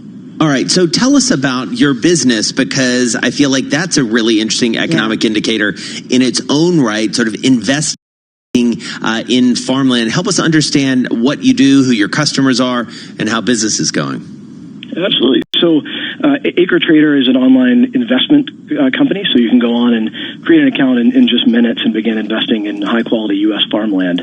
I think, probably one of the first questions is, why would you invest in land? That sounds awfully boring. It's soil, and that's about it. But it's a limited. If you just go to basic supply and demand, there's a limited supply ultimately of land, and actually because of climate change, it's getting less and less. I feel like. Carol, you're doing the pitch for me. That's awesome. You're exactly right. When we step back and we look at long term, ignore the near term fluctuations in commodity prices and look at the long term trends. It's pretty simple. There's long term upward inflationary pressure on commodity prices. We need to nearly double food production by 2050, and we have a physical limitation in the supply of land. In fact, in the U.S., it's shrinking. We're losing 3 acres per minute in the U.S. So we see land as the opportunity to play long-term commodity inflation. You get a rent check every year from the farmer, and in addition, you get appreciation in land underneath it. This is fascinating. When we talk about alternative assets, so an investor comes to you, gives you some money. They don't have to actually farm the land or do anything. You guys do all of this. My understanding from your website is that you're looking at about 11.5% average annual return. Is that the returns that you have realistically seen over what time period? Great question. So we've seen for the last 30 years, which is since it's been really closely tracked, we'll back a little bit. You make money two ways in farmland: appreciation plus the rent that the farmer pays you to farm on that land. Those two combined for the last 30 years have been almost 12% compounded. So pretty incredible investment returns, especially when you consider that it's unlevered. So that's without using debt to amplify the returns, and as a result, you get far lower volatility in the price movements of land. It tends to be slow and steady up and to the right. So it's again, very boring, but boring is good, and we're excited about it. It's what we do every day, all day here at Acre Trader. All right, Carter Malloy, we really appreciate it. Founder, Chief Executive Officer of Acre Trader, joins us on the phone from Fayetteville, Arkansas, former investment banker. Getting back into the family business with a twist, it feels like, and what a fascinating, as you say, alternative investment, but obviously seeing this trade war from a completely different perspective, certainly than we hear from, sort of policy experts and, journalists and whatnot. Yeah, exactly. When you think about, the growing population globally, one thing for certain is demand for food. It's why you're seeing those alternatives to meat are becoming more popular too. Like, we've got to figure out how you're going to feed everybody. All right, flipping it on its head, we're going to go from talking about farmland to some of the most expensive real estate in the New York suburbs, talking about Greenwich, Connecticut. As you would say, really? Really? Is it though? Maybe not. That's what as we're much as it was. This is Bloomberg. This is a Bloomberg Money Minute. Stocks remain sharply higher in the final hour, reaching another round of record highs. The Dow Jones Industrial Average up 198. The S&P 500 is up 19. The Nasdaq Composite is up 66. Today's Wall Street rally has left Alcoa behind. It is down almost 10%, its biggest decline since mid-2018. The aluminum company last night posted a wider-than-expected loss and forecast an aluminum surplus this year. Shares of Signet Jewelers are sparkling, gaining nearly 43%. People are buying more bling online, and they're buying it from names they know, including Signet's Kay, Zales, and Jared chains. Signet posted a 1.6% holiday sales gain. Microsoft wants to be an environmental leader. It has unveiled plans to be carbon negative by 2030, meaning it will remove more carbon from the atmosphere than it emits. Microsoft will invest $1 billion to fund carbon reduction technology. Larry Kofsky, Bloomberg Radio. If you love them enough to listen to them practice the same song on tuba, please be done. Over and over and over and over and over, then surely you'll check NHTSA.gov/the right seat to make sure they're correctly buckled in the back seat. Sounds good, honey. Check today at NHTSA.gov/the right seat. Brought to you by the National Highway Traffic Safety Administration and the Ad Council. In-depth analysis, concise reporting, need-to-know global business news. Around the world and across the markets, Bloomberg connects the dots for decision makers. Stay on top of today's headlines. Follow big breakthroughs in tech. Understand the latest political issues. See how the world's wealthiest are spending their money. Track what's happening in the markets, and much more. Subscribe today to Bloomberg, the global standard for business reporting.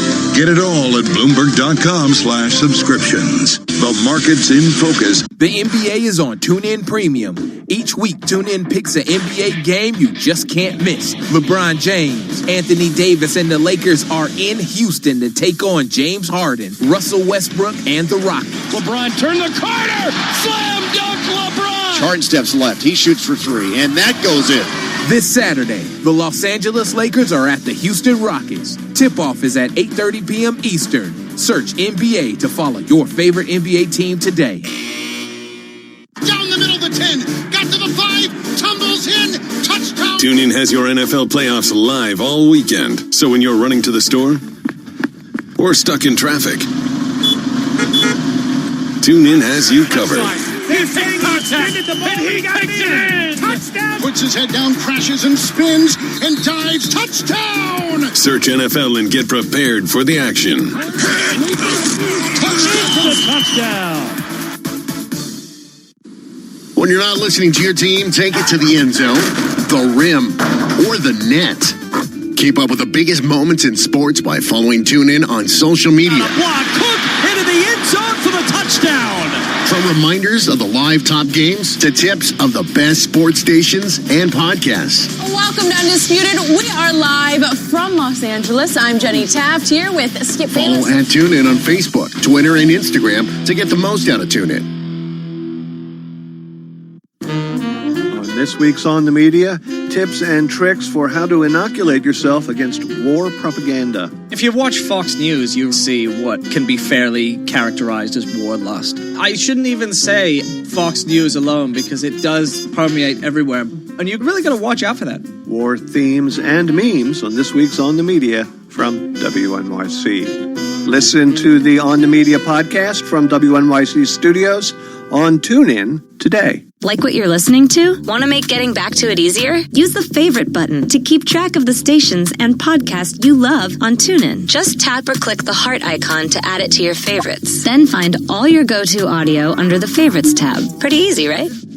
This is not a commercial. This is a reminder. With TuneIn Premium, you could be listening to more music commercial-free. Get over 45 commercial-free music stations. Visit TuneIn.com/premium to upgrade. Along the goal line, Martin scores! It takes it home! Hockey fans, the 2019-20 NHL season is here. Here's Pietrangelo, he scores! And you can hear the action live on TuneIn Premium. Gonna move, hit a shot, they score! From regular season action to the All-Star Game and through the Stanley Cup in June. Hear the home and away call for every game, for every team live. At home or on the go, never miss a game with the NHL on TuneIn Premium. Upgrade today. You might already know that TuneIn allows you to listen to all the pro sports leagues wherever you go. But did you know TuneIn is also home to the wide world of college sports? Open three, DeAndre Hunter got it! Handoff Carruthers, big hole right side. He leaps and he surges in, touchdown! From live college football, basketball, and baseball games to podcasts and coaches shows fueling your love for the game in your school. And the best part is, it's all free. Search college sports to find your team or league. Which means always BYOB. No, bring your own bucket to the campfire. And be extra careful with things like burning yard trimmings. Don't just walk away, or chances are you might be starting a wildfire. So for the love of the outdoors, go to SmokeyBear.com to learn more about wildfire prevention. Brought to you by the U.S. Forest Service, your state forester, and the Ad Council. I'm a 40-year-old man that walked in there to get his high school diploma. It was very hard for me, but Miss Araceli, she gave me direction. At age 47, Marco finished his high school diploma. 50% of getting your high school diploma is walking through those doors. The other 50% is doing the work. No one gets a diploma alone. If you're thinking of finishing your high school diploma, you have help. Find free adult education classes near you at finishyourdiploma.org. That's finishyourdiploma.org. Brought to you by the Dollar General Literacy Foundation and the Ad Council. Tom Keene and Jonathan Farrell. Is that good for American finance? What is happening with the headcount? Right, where it counts. Bloomberg Surveillance, weekday mornings at 7 Eastern on Bloomberg Radio. Bloomberg, the world is listening. Broadcasting live from the Bloomberg Interactive Brokers Studio in New York. Bloomberg 1130 to Washington, D.C. Bloomberg 99.1 to Boston. Bloomberg 106.1 to San Francisco. Bloomberg 960 to the country. Sirius XM Channel 119 and around the globe. The Bloomberg Business app and BloombergRadio.com. This is Bloomberg Business Week. And you're listening to Bloomberg Business Week. Keeping an eye on the White House now. There's some playback we're getting from some comments the president made to reporters there in Washington. The president saying he does not believe he ever spoke to Lev Parnas, of course, a man at the center of the impeachment inquiry. And an indicted associate of Rudy Giuliani. Right, so. and Parnas has been out and about, it feels like, over the last couple days, giving some interviews. So the president facing a couple questions about that. Also saying that the impeachment trial, which is now getting underway, should go very quickly. Continue to monitor that. We will. And also you can go to LiveGo on the Bloomberg terminal to check that out in real time. Let's get now to Doug Krisner. He's got an update on the trade. Hey, Doug. Hey, so we've got the market at record levels right now. Tailwinds from yesterday's signing of the Phase 1 trade deal helping out. And then earlier today, the Senate passed the USMCA trade deal. In terms of eco data, retail sales coming in Pretty much as expected, although I think the market is construing this as a strong indication that the economy, particularly the consumer, remains healthy. Retail sales up 0.3% last month, thanks to a late holiday shopping rush. Online sales, interestingly, surpassed general merchandise stores for the first time ever in the season. So we've got the 10-year Treasury right now picking up a little more than 2 basis points and yield 1.80%. Now, in terms of some of the stock action, we're seeing Morgan Stanley shares trade higher by just about 7%, slightly off their best level of the day after reporting solid earnings. Profit for the quarter, $2.2 billion, revenue surging 27%. Tesla is down about 2% right now. Morgan Stanley recommended that the stock is now a sell. Analysts at the firm are saying that the optimism around Tesla's business growth in China has been basically priced in. Alcoa shares down more than 10%, actually near 11% right now. It was late yesterday that Alcoa reported an unexpected or a wider than expected loss. The company also saying that it sees global output for aluminum outstripping demand this year. DuPont shares rising more than 1.2%. We are hearing that the company is weighing a divestiture of its electronics unit. And that is your Bloomberg Business Flash. Doug, thank you. You are listening to Bloomberg Business Week live on Bloomberg Radio and streaming live on YouTube. This is Bloomberg.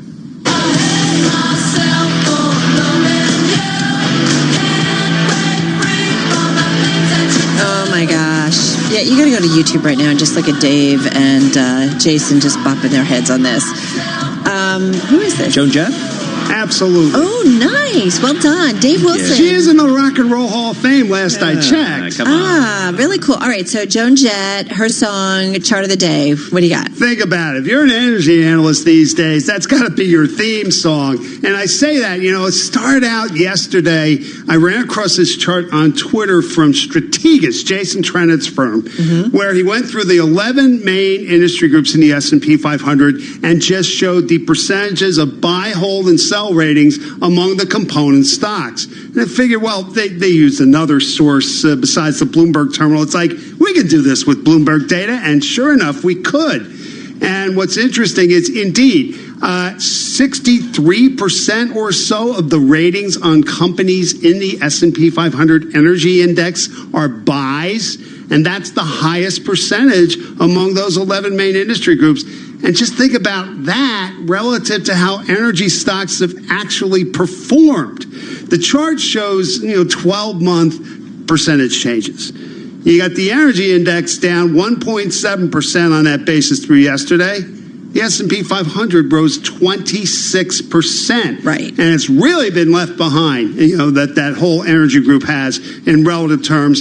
You could say the analysts have kind of backed away somewhat. A year ago, that the figure that was 63%, as of now was 67% then. So there has been a little bit of a shift, but not all that much. Considering how badly the group has performed in relative terms. So if you want to know more, folks, send me an email. I'll get you the chart, the explanation that goes with it, and everything I do going forward. The email address is dwilson@bloomberg.net. That's dwilson@bloomberg.net. Dave Wilson, thank you so much. We'll see you in just a few minutes for your stock of the day. So let's get to our most read, or among our most read stories on the Bloomberg about Greenwich home sellers getting a reality jolt. Ashrat Carmiel is back with us. She's real estate reporter at Bloomberg News in our Interactive Broker studio. Greenwich used to be the place everybody wanted to live, like in the financial community, hedge fund community, and it was expensive. What's going on? Well, it's still expensive, and people still want to live there. So that hasn't changed, but there's a lot of other things that have. One, the market hasn't recovered from its pre-recession highs. So like 2007, it still hasn't seen, property values haven't recovered. So that's one. Wall Street, it's hiring, but it's not the way it was. So this whole idea that, you could buy a giant estate and then resell it in 10 years for more than you got it, probably that's off the table. Tastes are changing too. Nobody wants a 10-acre, 20-acre estate. People want to be downtown. They want to be near the train station. They might want maybe waterfront. So there's a whole lot of real estate that's actually obsolete. All right. So, Ashrat, help us synthesize this with some of the other stories you've been working on recently about Manhattan real estate, Westchester real estate. What's the overall picture you take away? Because as is with everything, I guess, it's not a straight line. It's not an easy answer, right? Well, it's not a straight line, but there are some commonalities between Manhattan and Greenwich. And one of them is, even though Manhattan has recovered their values, prices have gone up so far, so fast. With Greenwich, they were pretty high, that there is a concern about resale value in a way that hasn't been before. You, at some point, you say to yourself, well, if I pay, $7 million for this, is there somebody behind me that's going to buy it for 10 or for 8? Do people want this house? Is Wall Street hiring? Is there enough people who are going to make the money to do that? That's a concern that maybe wasn't there. Well, and I especially think about, the stories that you and your colleagues were writing every day. I feel like we're talking about it every day about rich people leaving the tri-state area, right? I mean, because of tax treatments or job opportunities or what have you. And that's true in Connecticut. I mean, that's most acute in Connecticut. And there have been some famous relocations, Bannister Lake being one of them. So that's acute in Greenwich. But then there's also the new tax law. It used to be a given. You would go, you kind of accepted the high taxes and you say, well, I'll write them off.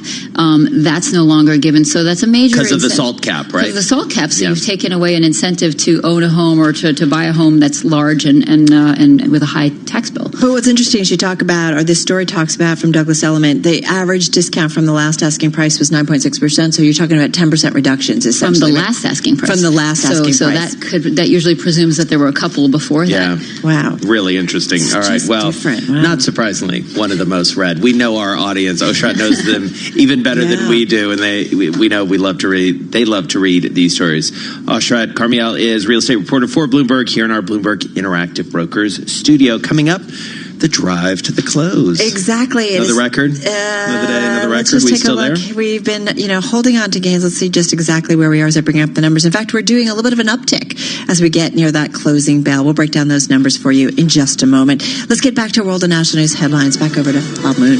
Carol, Republican, Democrat, Independent, they all swore today to be impartial jurors hearing the impeachment evidence against Donald John Trump.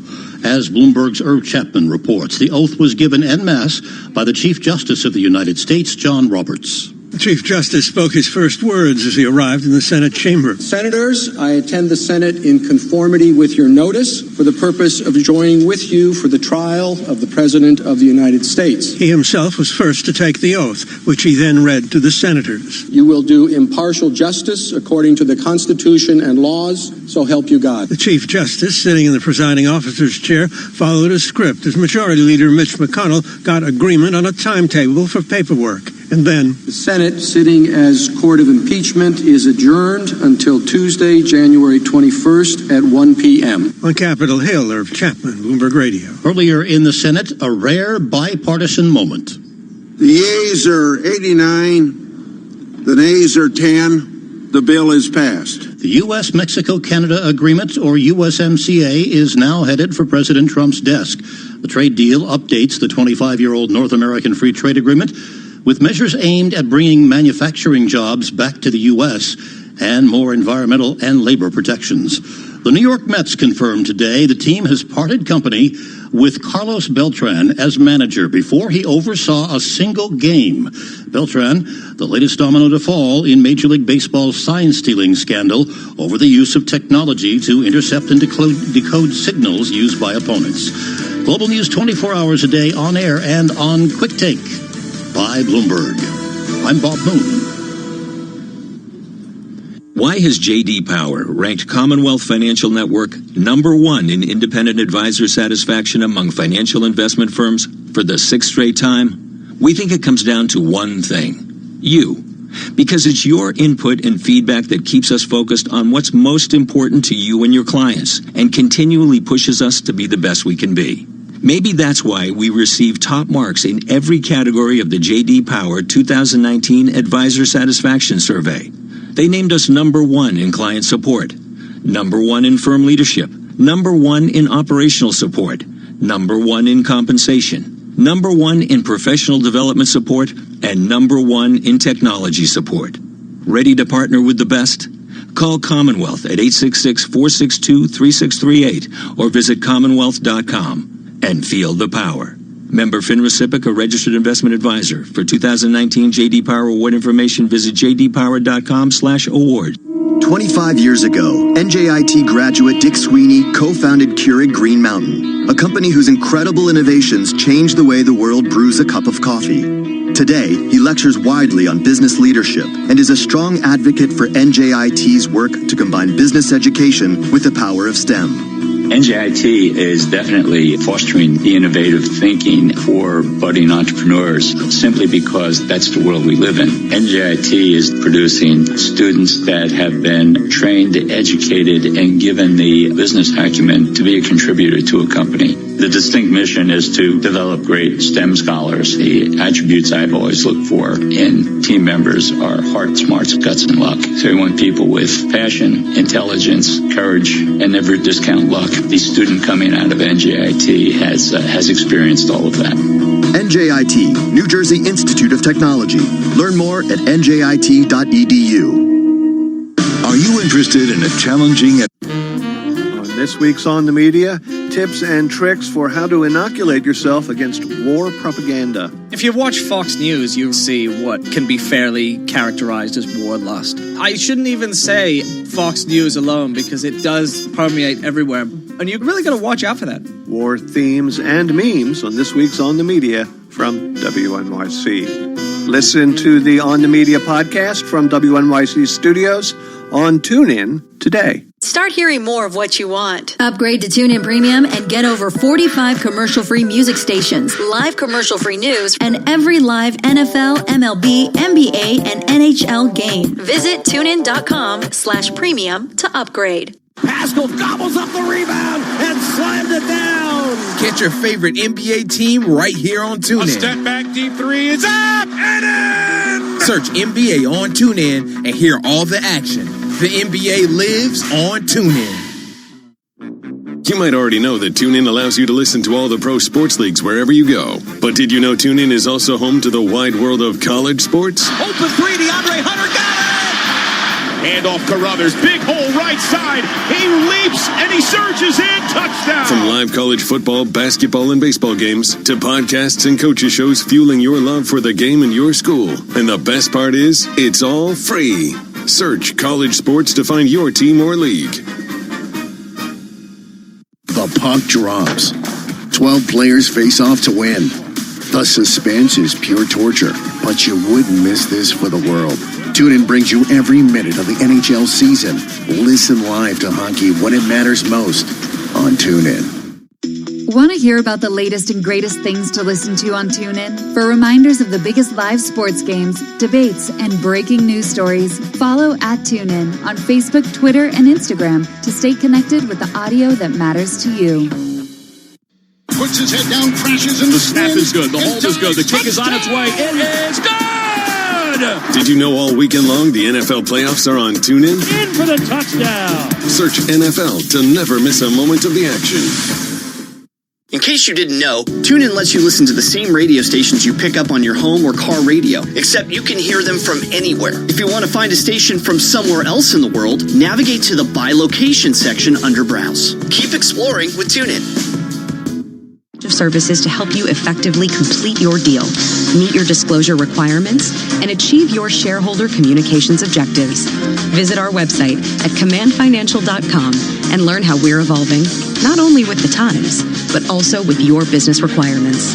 Command Financial, redefining financial printing. Imagine being denied an apartment because of your religion, or your race, or because you have children, or a disability. It's so wrong. Yes, but who has the power to stop this? You do. Each of us has the power. The law is on your side. It's illegal for landlords to discriminate because of race, color, religion, sex, national origin, disability, or familial status. If you suspect that you have experienced housing discrimination, file a complaint with HUD immediately so we can investigate it. Fair housing is your right. Use it. To learn more, visit HUD.gov/fairhousing. That's HUD.gov/fairhousing. Or call 1-800-669-9777. 1-800-669-9777. A public service message from HUD in partnership with the National Fair Housing Alliance. Markets, headlines, and breaking news 24 hours a day at Bloomberg.com, the Bloomberg Business app, and on Quick Take by Bloomberg. This is a Bloomberg Business Flash. With about 13 minutes to go in today's session, we are on our way to another set of records. Clearly, for the major benchmarks, this has been a banner day. The S&P 500 ahead by about 0.7%, and we're above that 3,300 level for the first time. And in the NASDAQ market, the composite index rising 0.9%, breaking above 9,300 for the first time. So you look at where the strength is coming from: information tech, industrials, consumer discretionary, and financial names. On the subject of financials, Morgan Stanley trading up just about 6.8% right now, a bit off the best level of the day. Earnings better than expected. Profit for the fourth quarter, $2.2 billion. Revenue was up 27%. And we're seeing some positivity right now in many of the names related to real estate, largely because in spite of some decent economic data, long-term interest rates really haven't moved up that much. The 10-year Treasury is only up 2 basis points today, trading at 1.80%. The dollar remains firm against the majors, and if you look at the yen right now, we are weaker, trading with a 110 handle at 110.14. That's down against the dollar by about 0.2%. In the minus column, add shares of Alcoa, down more than 11%. It was late yesterday. The company reported that wider than expected loss and also said that it sees global output for aluminum outstripping demand this year. And Tesla weaker by a little more than 1% right now. Morgan Stanley called the stock a sell today, said that the optimism around Tesla's core business growth in China was fully priced in. That is your Bloomberg Business Flash. I'm driving in my car. I turn on the radio. How about you let me drive? Oh, no. Who's gonna drive you home? Honey, please, I'll do the driving. Drive on. Excuse me, I want to drive. Just drive, baby. It's the question that drives us.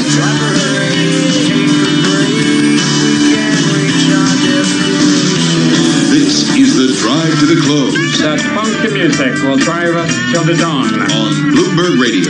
Yes, indeed. It is time for the drive to the close. Just got about 10 minutes left in today's trading day. Doug Sioka is back with us, Chief Executive Officer Partner at Kavar Capital Partners, roughly $775 million in assets under management, on the phone from Leawood, Kansas. Doug, really nice to have you back with Jason and myself. Happy New Year.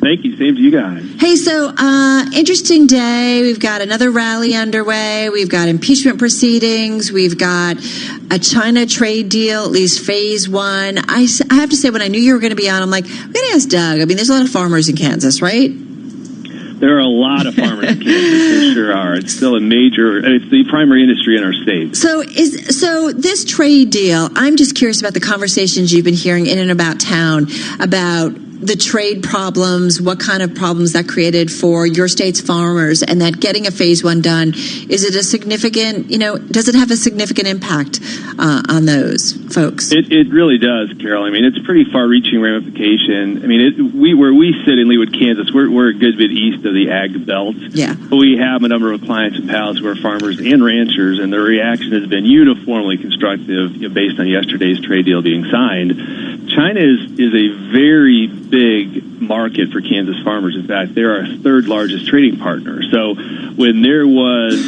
suspension of product flow across borders, even though much had been made about the tariffs being equal and offsetting, they really were not. So there was a lot of product that did not get shipped that ended up being wasted and dormant, and that does. I mean, that reverberates back through the economy. So this was, in many respects, considered a very large blessing yesterday. I want to bring you one headline just quickly across the Bloomberg now. Facebook's WhatsApp backing off a plan to sell ads. Obviously, there's a lot of talk about monetization of data and whatnot. We'll get a little bit more on that. That's a headline courtesy of Dow Jones, a redhead crossing the terminal right now. So let's talk a little bit about what happens in 2020, maybe some specific sectors, Doug, that you're excited about, some that you're not so excited about. I mean, what do you do in a market that seems to be going up and up and up, regardless of what's happening to your local farmers, regardless of what's happening in Iran, regardless of what's happening on Capitol Hill when it comes to impeachment? What's the ultimate investment strategy here? Yeah, and I think, Jason, it's critical to just maintain balance. I mean, I know it's just boring, and often it's decried that 60-40 portfolio and asset allocation really don't make any sense in current environments, and just buy the market and stay passive. And, I think what was really a nice vindication in 2019 is the 60-40 portfolio, fixed equity to fixed income, had its best year since 1997. And there is an underlying benefit in diversification. I think the second half of diversification and being a responsible asset allocator is to rebalance. Yeah. And while you can say, great, we're going to sell high, what can we buy low? And that is critical because there are not a lot of sectors and stocks that are necessarily blinking that they are on sale, right? A lot of the low-hanging fruit has been picked. However, there are a number of sectors last year that did not participate in the market's rally. 2 of the 3 were pretty constructive on. Energy? So energy, we're not. I mean, it's interesting, Carol, I think. And we're not, while ag is a big industry, so is energy here in Kansas. Yeah. But, we really feel like the abundance of fossil fuels and some of the alternatives that are taking market and mind share are limiting some of the age-old profitability of some of the more in-place competitors and players that we're not sure where the profits are really going to fall because they're going to be so widely distributed. No single subsector of energy really sticks out to us as being super attractive. And so what do you worry about the most then, especially as we were talking about in a market that seems pretty, resilient seems to be the understatement of the year? Yeah, we worry about the melt up, right? And it's interesting to go through last year, and as awesome as returns were, and part of their awesomeness was just how unexpected they were coming out of a year that ended like 18. And I think when we look at what catalyzed the optimism that obviously manifested itself in incredibly strong stock market was more than anything the cost of money that's set by the Fed is stable. And if anything right now, it may even go lower. So when we go through this dissection of the melt-up, looking for places to prospectively take profits, right, we're trying to differentiate between what is the substantiated price based on elevated future profitability versus pure speculation. And that's where it's very difficult. Now, certainly, earnings are getting out of the gate very well, particularly in financials. That is a sector that we really like. Yeah. We think that had been discouraging investment because the perception of low loan demand and negative or low net interest margins, that could be a sector that really does well, not only on its own merits, but certainly the beneficiary of some consolidation. All right, so wait, Doug, so does that mean that's where you would commit some new money? Financials did well last year, but in comparison to information technology, all those big tech names and a few others, they were kind of in the middle of the pack overall when you look at kind of main industry groups in the S&P 500. Is that where you would commit new money? We would, yeah. Okay. And also in healthcare. Healthcare is a political punching bag, both sides of the aisle, obviously. I saw a really interesting illustration that was put out by BlackRock earlier in the year. Earlier in the month, they do something called a Student of the Market piece. If you guys haven't seen it, it's fantastic. It talks about healthcare stocks versus healthcare funds. And actually, over the last 5 years, how 55% of all healthcare stocks have lost money, stock prices.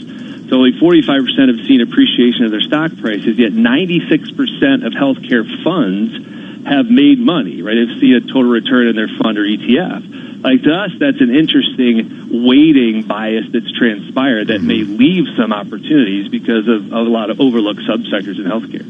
All right, most important question. Your Chiefs, I believe, are a 7.5-point favorite going into the AFC Championship. How are you feeling about that? I feel great. The spread last week looked extremely dicey. They were 8.5 going in against Houston. They spotted them 24 points and somehow were able to cover. The entire town is on fire. There's so much community pride in this team, and the whole town has just been talking about it all week. I got to tell you, it has to take something very special for someone in the investment business to embrace the color red. Yeah. But the Chiefs are just that team. And also to think about the idea of being outside when it's 6 degrees. All right, Doug Sioka, CEO and partner at Kavar Capital Partners, joining us on the phone from Kansas. Go Chiefs. This is Bloomberg. The starting gun for your weekday race. Karen Moscow. Airlines could soon be under pressure. Nathan Hager. Apple has reversed course. Bloomberg Daybreak, beginning at 5 a.m. Eastern on Bloomberg Radio.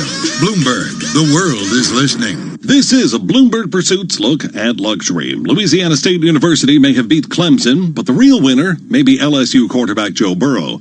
Photos of the player clutching the football long after the game had ended may mean he's going home with a puts his head down, crashes, and the snap is good. The hold is good. The kick is on its way. It is good! Did you know all weekend long the NFL playoffs are on TuneIn? In for the touchdown. Search NFL to never miss a moment of the action. Right now, instead of hearing this, you could be listening to the music that keeps you moving with TuneIn Premium. Find today's biggest songs and all of your favorites commercial-free. Visit TuneIn.com/premium to upgrade. Hey, NFL fan, can't watch the game? Can't be there? No biggie. With your TuneIn Premium membership, you already have an all-access pass to every team and every game in the league. Amazing, right? Steps up, floats it towards at the goal line. It's intercepted. Listen live as the action unfolds or on demand when you can. Anytime, anywhere, all season long. Right side, it is caught. It is in for the right side for the touchdown. Search NFL today. In case you didn't know, TuneIn lets you listen to the same radio stations you pick up on your home or car radio, except you can hear them from anywhere. If you want to find a station from somewhere else in the world, navigate to the By Location section under Browse. Keep exploring with TuneIn. Bloomberg Business app and on Quick Take by Bloomberg.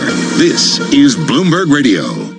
Markets, headlines, and breaking news 24 hours a day at Bloomberg.com, the Bloomberg Business app, and on Quick Take by Bloomberg.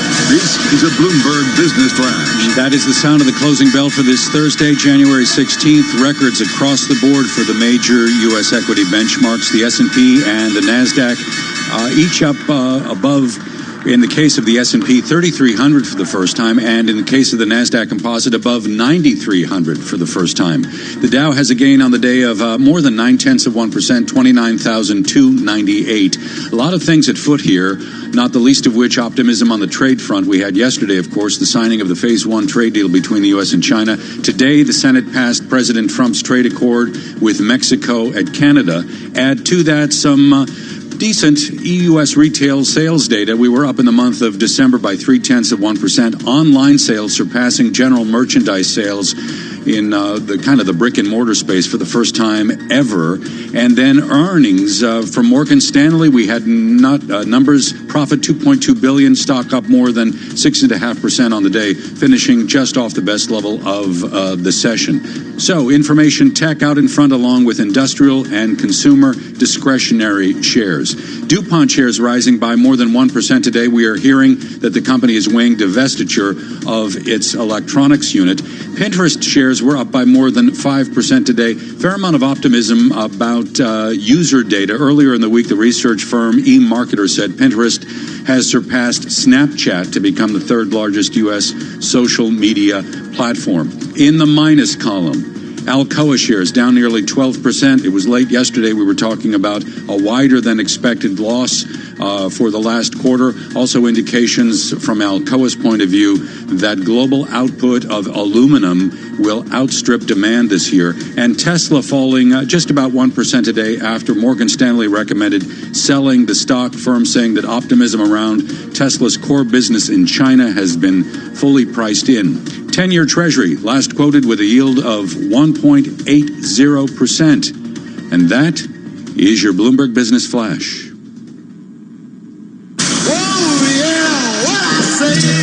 Your next move will be your last. Nobody move a muscle.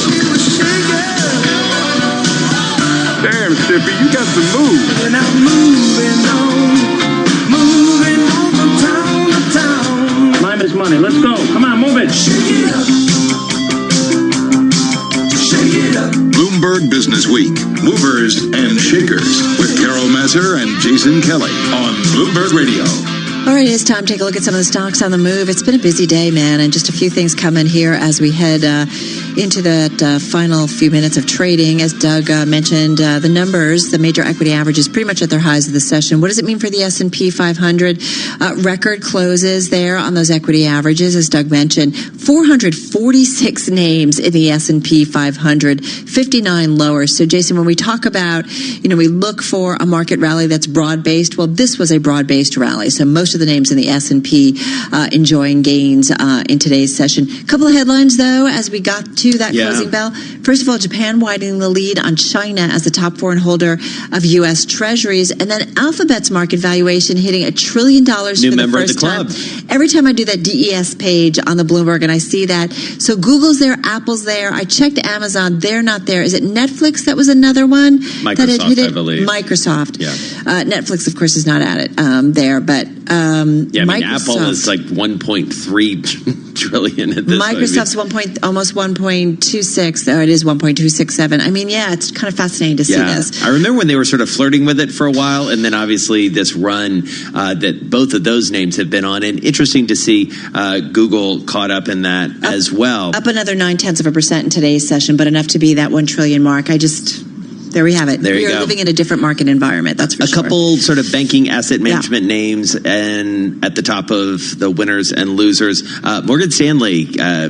People pretty happy with that one, sort of going more the way of J.P. Morgan than Goldman, shall we say, in terms of investor reaction, right? Absolutely. Surging the most in 7 years, raising targets. They raised their profit targets, reported a massive increase in fixed income trading. And the fix, if you will, is back, joining their bigger rivals in staging a roaring comeback for the industry. So fourth quarter bond trading revenue more than doubling, and that helped lift its annual profit to an all-time high. Fees from merger advice and stock and debt underwriting beat analyst estimates. So really kind of firing on all cylinders. So in terms of Morgan Stanley, your number one gainer in the S&P 500, up 6.7% here. On the other side, BNY Mellon tumbling. The outlook, investors not so happy about that.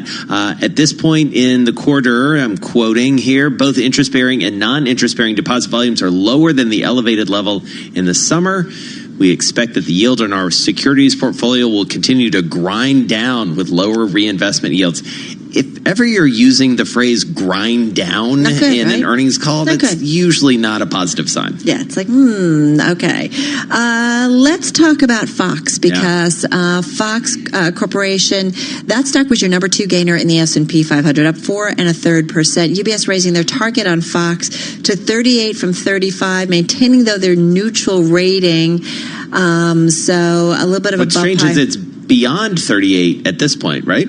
The stock where is is like it? 39? Did 39-ish? you look? Fox. I thought that's what I read. Let me just see where it is. So right now it's at 39 and change. Yeah, I always find that fascinating. Yeah, it's like, we're raising the target. Exactly. I think earlier in the week, MoffettNathanson raised its price target to 44 from 39 on Fox. So, can we go back to the money business for a second? Charles Schwab, of course, really made a lot of headlines late last year, going to zero fees and that whole free commission business. Chuck Schwab really paving the way there in a lot of ways. Their assets hitting a record $4 trillion. So there's another $1 trillion measurement there for you. So that stock going up. It was one of your biggest gainers in the S&P, ending up just shy of 4%. Number 3 on the biggest gainers in the S&P 500. All right, let's go to the volatility index report just quickly. The VIX, Jason, on this Thursday, unchanged. 1242 is where it closed. This is Bloomberg. All right, Dave, you're up. Hi, my name is Dave. Wilson, where are you? Wilson! Just what do you think you're doing, Dave? We're going for a price on Wilson. Open up the door. It's Dave. Who? Dave. Hey, Mr. Wilson. Dave Wilson back with us with his stock of the day. What are you looking at, Mr. Wilson? I am looking at Insteel Industries, Jason. This is a company that makes steel wire for reinforcing concrete in buildings and other structures.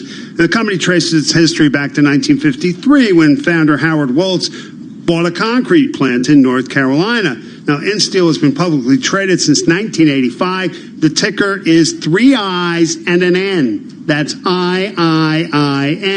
Now, the shares have dropped for 3 years in a row. They've lost as much as 51% along the way.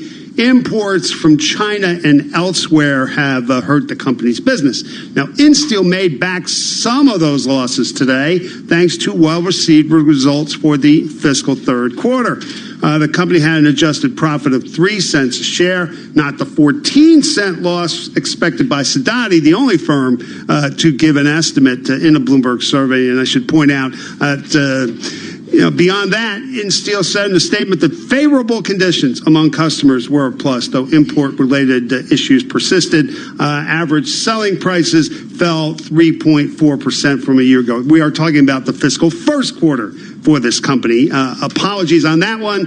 And the price of InSteel shares rose in response to the results. They climbed more than 12%, and that was the stock's biggest gain in about 18 months. All right. Interesting name there. Dave Wilson, thank you so much. We'll see you tomorrow again with your market insights, your chart and stock of the day. Well, coming up, this story has not surprisingly been one of the most read, one of the most emailed. It's been in top worldwide all day. It's the cover of the magazine. It is. It's all about a guy who doesn't talk a lot and yet is one of the most important people in the world of finance, in the world of art, in the world of philanthropy. He was in the headlines this past summer, related to Jeffrey Epstein. We're talking about Leon Black. Right, we are indeed. And as you said, it's the cover story. Caleb Melby and Heather Perlberg wrote the story. They're going to drop by our studio so we can dig into it in just a moment. In the meantime, let's get back to World and National News headlines and back over to Bob Moon. We go in our studio. Hi, Bob. Hi, Carol. The Senate took the initial steps today to prepare the impeachment trial that opens next Tuesday. Chief Justice John Roberts swore in senators as the impartial jurors in the trial of Donald John Trump. You will do impartial justice according to the Constitution and laws, so help you God. Bloomberg's Irv Chapman watched an afternoon of high drama unfold on Capitol Hill. The leader of the 7 House members who will present the case next week, Adam Schiff, chairman of the Intelligence Committee, read the articles, briefly summing up what he concluded and restated several times over as the House voted to impeach. President Trump solicited the interference of a foreign government through a scheme that included soliciting the government of Ukraine to publicly announce investigations for corrupt purposes in pursuit of personal political benefit. Schiff and his colleagues will have several days next week to elaborate in hopes the Senate will then vote to hear witnesses to flesh out their case. On Capitol Hill, Irv Chapman, Bloomberg Radio. The Senate earlier approved the new U.S.-Mexico-Canada agreement on trade. Ahead of the vote, Majority Leader Mitch McConnell pressed members of both sides of the aisle to support the USMCA. I know my colleagues have been hearing the same thing from their home states, Republicans, Democrats, senators, representatives. Our incoming has been the same. Get this deal passed. Failure is not an option. In the end, there was bipartisan agreement. The vote 89-10, sending the measure to the president for his signature. It replaces the North American Free Trade Agreement, which Trump and other critics blame for the loss of American jobs. Global news 24 hours a day, on air and on Quick Take by Bloomberg. I'm Bob Moon. You can't be the only one who spends time examining angles. This sort of mini deal, what would it look like? Considering possibilities. From a credit perspective, this is good news. Planning for eventualities. This company really has to get back on a growth track. You're right. The others are here. General Electric is such an interesting story. Bloomberg Markets with Lisa Abramowitz and Paul Sweeney. Weekday mornings at 10 Eastern. On Bloomberg Radio, the Bloomberg Business app, and BloombergRadio.com. Bloomberg, the world is listening. You took the first step and quit smoking, but even former smokers may still be at risk for lung cancer. That's why SaveByTheScan.org wants you to know about a new low-dose CT scan that can detect lung cancer early. It takes only 60 seconds and could save your life. You took the first step, now take the next. Visit SaveByTheScan.org for a simple quiz to see if you're eligible and talk to your doctor about screening. SaveByTheScan.org is brought to you by the American Lung Association's Lung Force Initiative and the Ad Council. In-depth analysis, concise reporting, need-to-know global business news. Around the world and across the markets, Bloomberg connects the dots for decision makers. Stay on top of today's headlines. Follow big breakthroughs in tech. Understand the latest political issues. See how the world's wealthiest are spending their money. Track what's happening in the markets, and much more. Subscribe today to Bloomberg, the global standard for business reporting. Get it all at Bloomberg.com/subscriptions. Hi, I'm your host, Smokey Cole Bear, filling in for Smokey because after 75 years of... Only you can prevent wildfires. Turns out there's much more to say. Nearly 90% of wildfires are caused by us humans being careless, dumping our used barbecue coals willy-nilly. Guess the song was wrong. We did start the fire. That's why I respect Mother Nature and her trees, whether coniferous or new car scented. Brought to you by the U.S. Forest Service, your state forester, and the Ad Council. Keys. Check. Phone. Check. 70s playlist downloaded. Check. Nice.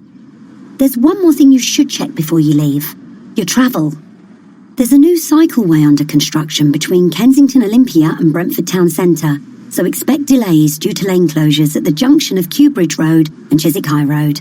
Plan ahead at tfl.gov.uk. To the Mayor of London and TfL, every journey matters. This is not a commercial. This is a reminder. With TuneIn Premium, you could be listening to more music commercial-free. Get over 45 commercial-free music stations. Visit tunein.com/premium to upgrade. Hey, NFL fan, can't watch the game? Can't be there? No biggie.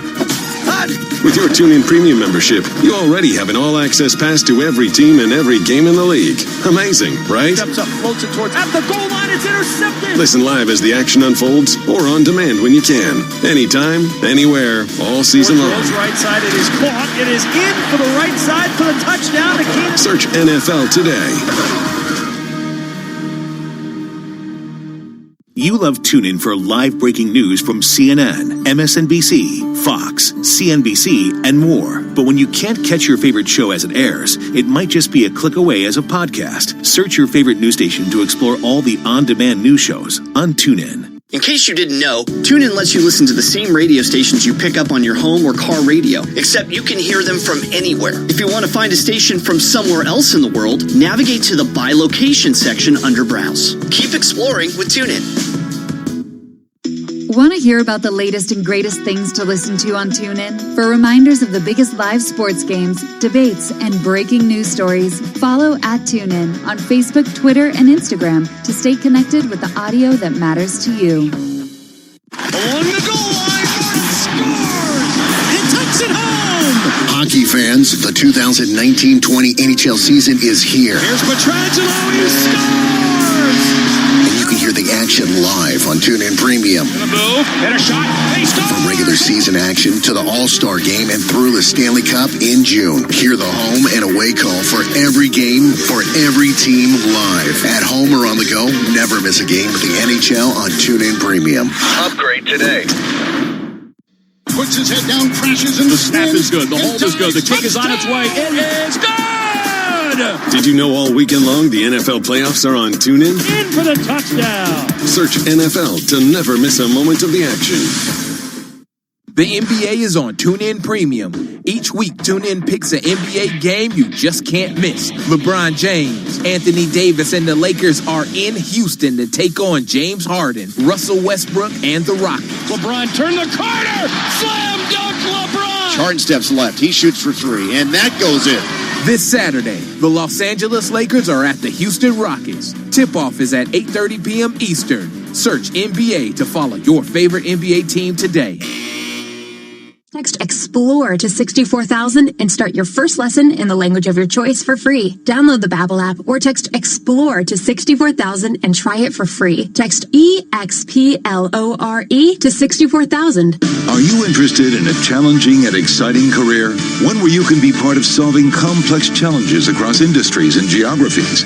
Bloomberg's ever-expanding technology, data, news, and media services foster innovation, empower clients, and offer nearly limitless opportunities for career growth. Visit Bloomberg.com/careers today to view our current job opportunities. Bloomberg LP is an equal opportunity employer. The address once again is Bloomberg.com/careers. Why has J.D. Power ranked Commonwealth Financial Network #1 in independent advisor satisfaction among financial investment firms for the 6th straight time? We think it comes down to one thing: you. Because it's your input and feedback that keeps us focused on what's most important to you and your clients and continually pushes us to be the best we can be. Maybe that's why we receive top marks in every category of the J.D. Power 2019 Advisor Satisfaction Survey. They named us number 1 in client support, number 1 in firm leadership, number 1 in operational support, number 1 in compensation, number 1 in professional development support, and number 1 in technology support. Ready to partner with the best? Call Commonwealth at 866-462-3638 or visit commonwealth.com and feel the power. Member FINRA/SIPC, a registered investment advisor. For 2019 J.D. Power award information, visit jdpower.com/awards. Markets, headlines, and breaking news 24 hours a day at Bloomberg.com, the Bloomberg Business app, and on Quick Take by Bloomberg. This is a Bloomberg Business Flash. 17 past the hour. We had a record day in the equity market. We'll talk more about that momentarily. We're getting this information from the Bloomberg terminal on Gap. The company no longer is pursuing the separation of Old Navy as a standalone public company. The company is going on to say that it sees fiscal year 2019 comp sales, net sales, higher than, or at the higher end, I should say, of what has been kind of guidance. Stock is popped about 7% in the late U.S. session. During the regular day, we had the equity market rising to record highs. Some tailwinds, yes, from yesterday's Phase 1 trade deal between the U.S. and China. Then on top of that, today, the Senate passed President Trump's trade deal with Mexico and Canada. The reading on retail sales gave a boost, strong reading for the month of December of 0.3%, thanks to a late holiday shopping rush. And then we couldn't forget Morgan Stanley. Financials leading the advance of the S&P 500. Morgan Stanley shares today up more than 6.5%.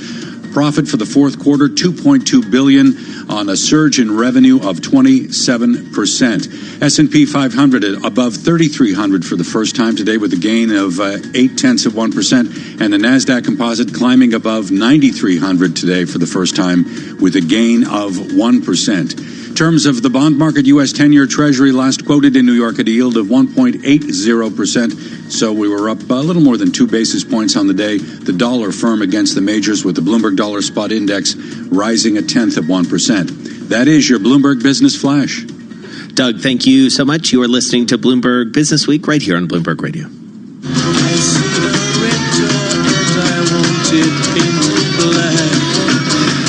Well, very nice walk-in music here for Heather Proberg, private equity reporter, co-author of this week's cover story. It is an amazing one, a must-read, an exclusive, a look inside the world of Leon Black, the man and his firm.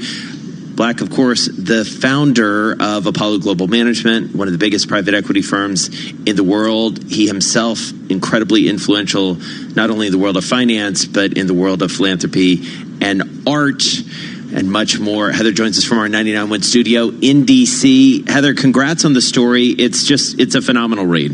Thank you. So what did you set out to tell here? We set out to tell the story of Leon Black that really hadn't been told before. I mean, he is an elusive guy.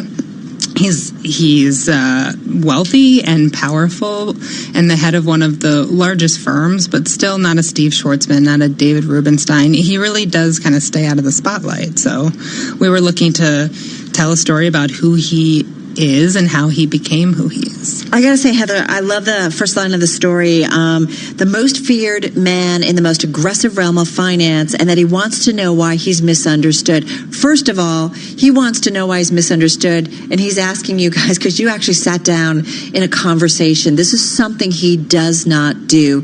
Tell us about that.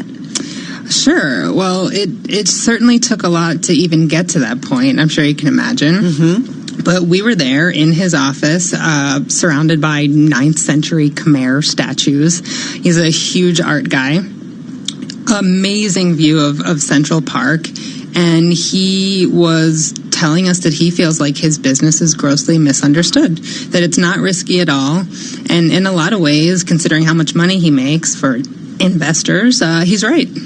Well, and you know, what's interesting, Heather, too, and you guys lay this out very nicely in your story is, and I used this earlier on Carol, he has this sort of Zelig-like quality through the history of modern finance in many ways. And most notably, he learned so much at the foot of Michael Milken specifically that heritage of the Drexel, Burnham, Lambert era of Wall Street really sets the tone in many ways for what Leon Black becomes. Tell us about that. Yeah, I mean, Drexel was a huge piece of his life, and Mike Milken was a mentor to him. I think that junk bonds and that whole era helped shape him.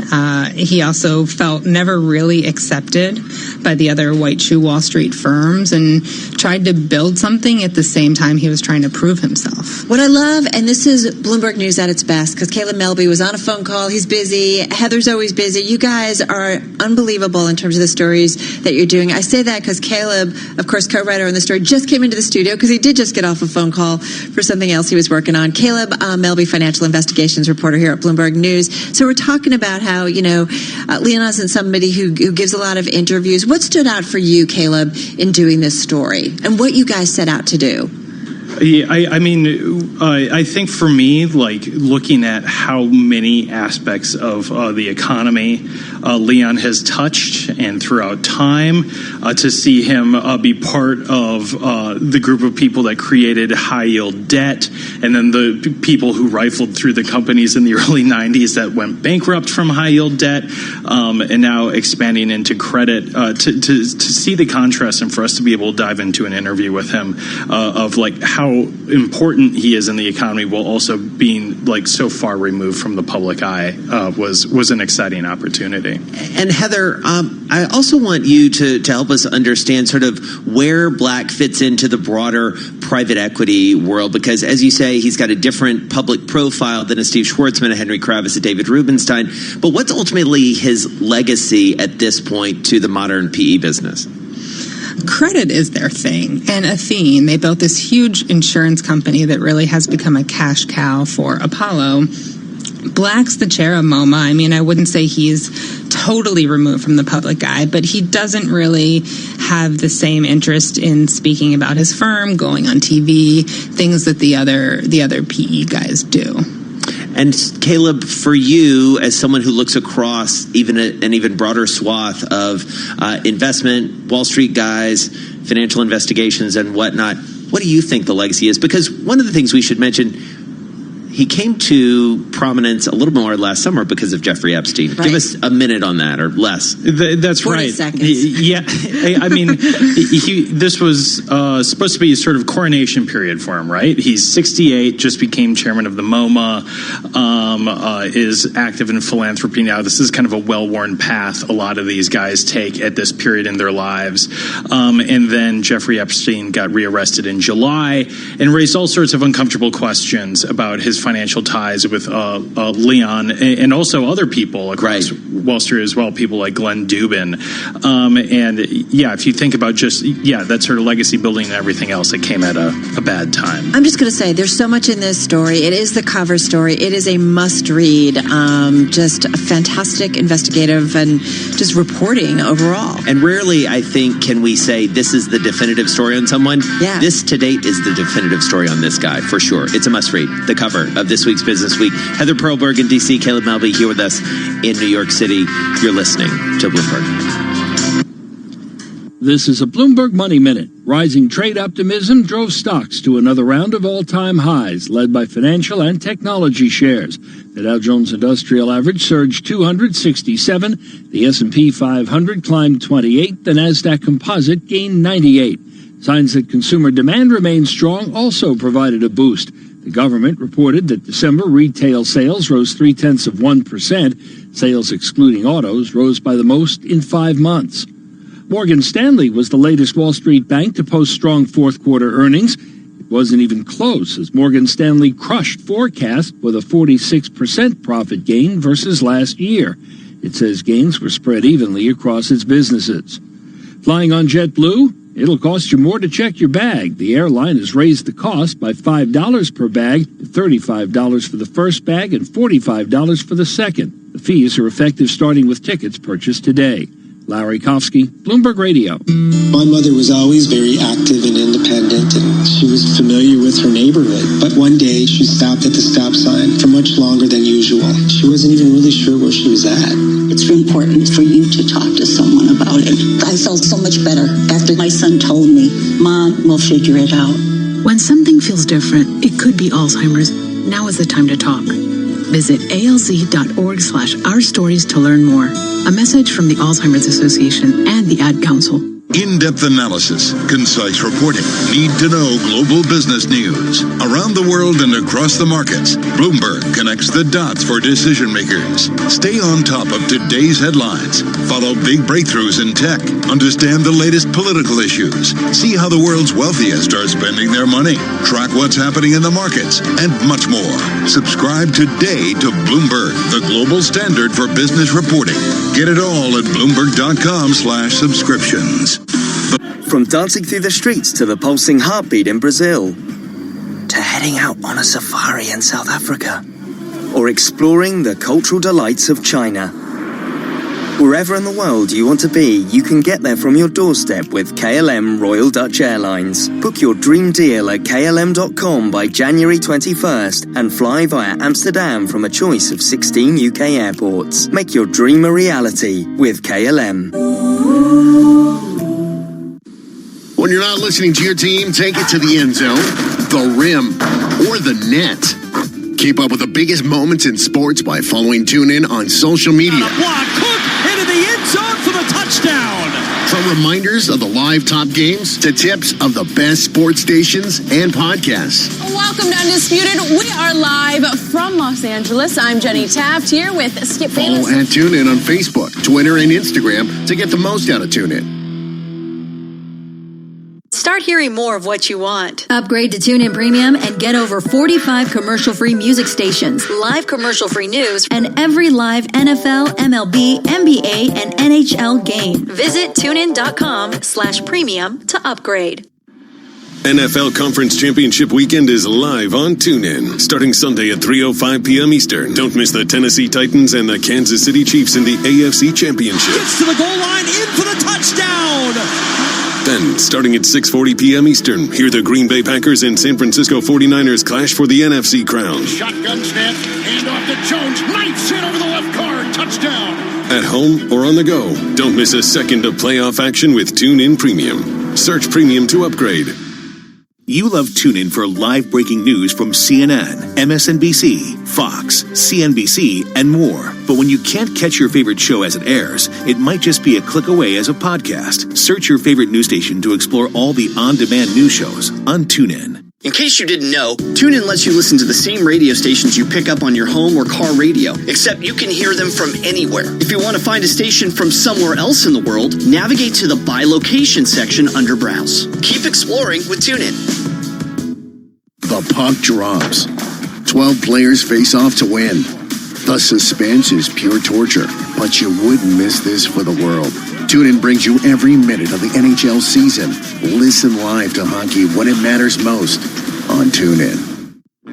You might already know that TuneIn allows you to listen to all the pro sports leagues wherever you go. But did you know TuneIn is also home to the wide world of college sports? Open three, DeAndre Hunter got it! Hand off Carruthers, big hole right side. He leaps and he surges in, touchdown! From live college football, basketball, and baseball games to podcasts and coaches shows fueling your love for the game in your school. And the best part is, it's all free. Search college sports to find your team or league. From the Bloomberg Interactive Brokers Studio in New York, Bloomberg 1130 to Washington, D.C., Bloomberg 99.1 to Boston, Bloomberg 106.1 to San Francisco, Bloomberg 960 to the country, Sirius XM Channel 119, and around the globe, the Bloomberg Business app and BloombergRadio.com. This is Bloomberg Business Week. Coming up, it feels like a long time ago, but bank earnings, we've been doing that this week, too. Yeah, exactly. It's sort of coming to a close today. Morgan Stanley putting a bit of an exclamation point. The icing on the cake? The icing on the cake certainly felt good for James Gorman and the team over there. We're going to get into the whole scene with Michael Moore in just a minute. All right, first up, back to Doug Krisner and some of the news after the closing bell. Hey, Doug. Hey, I want to begin with Gap. After the bell, the company said it is no longer pursuing the separation of Old Navy into a separate standalone company. The board of directors is intending to appoint a new CEO to oversee the full portfolio of brands and corporate strategy. Now, the company is giving guidance for the fiscal year 2019 comp sales. Net sales will be at the higher end of guidance, and the Gap also seeing that adjusted earnings per share for 2019 will be moderately above the range between $1.70 to $1.75 per share. The stock right now in late U.S. trading is up 12%. We had a record-setting rally in the equity market, a couple of tailwinds, not the least of which the signing of the U.S.-China trade deal, at least phase one. Today, the Senate approved the trade accord with Canada and Mexico. In terms of eco data, retail sales strengthened in December thanks to a late holiday shopping rush. Overall, we were up 0.3% last month. And then solid earnings from Morgan Stanley. Those shares powering ahead by more than 6.5%. Finishing off the best level of the day, though. Profit for the quarter at Morgan Stanley, $2.2 billion. Alcoa, though, a trouble spot, stock fell 12% late yesterday. We were talking about that wider than expected loss. The company also predicting that output globally for aluminum will outstrip demand this year. In the bond market, U.S. 10-year Treasury, last quoted at a yield of 1.80%. And we've got a weaker yen as we get set for the Tokyo session, 110.15 against the dollar. That's the Bloomberg Business Flash.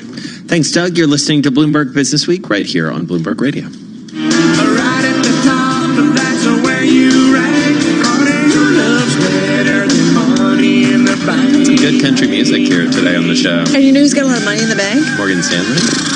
WOA.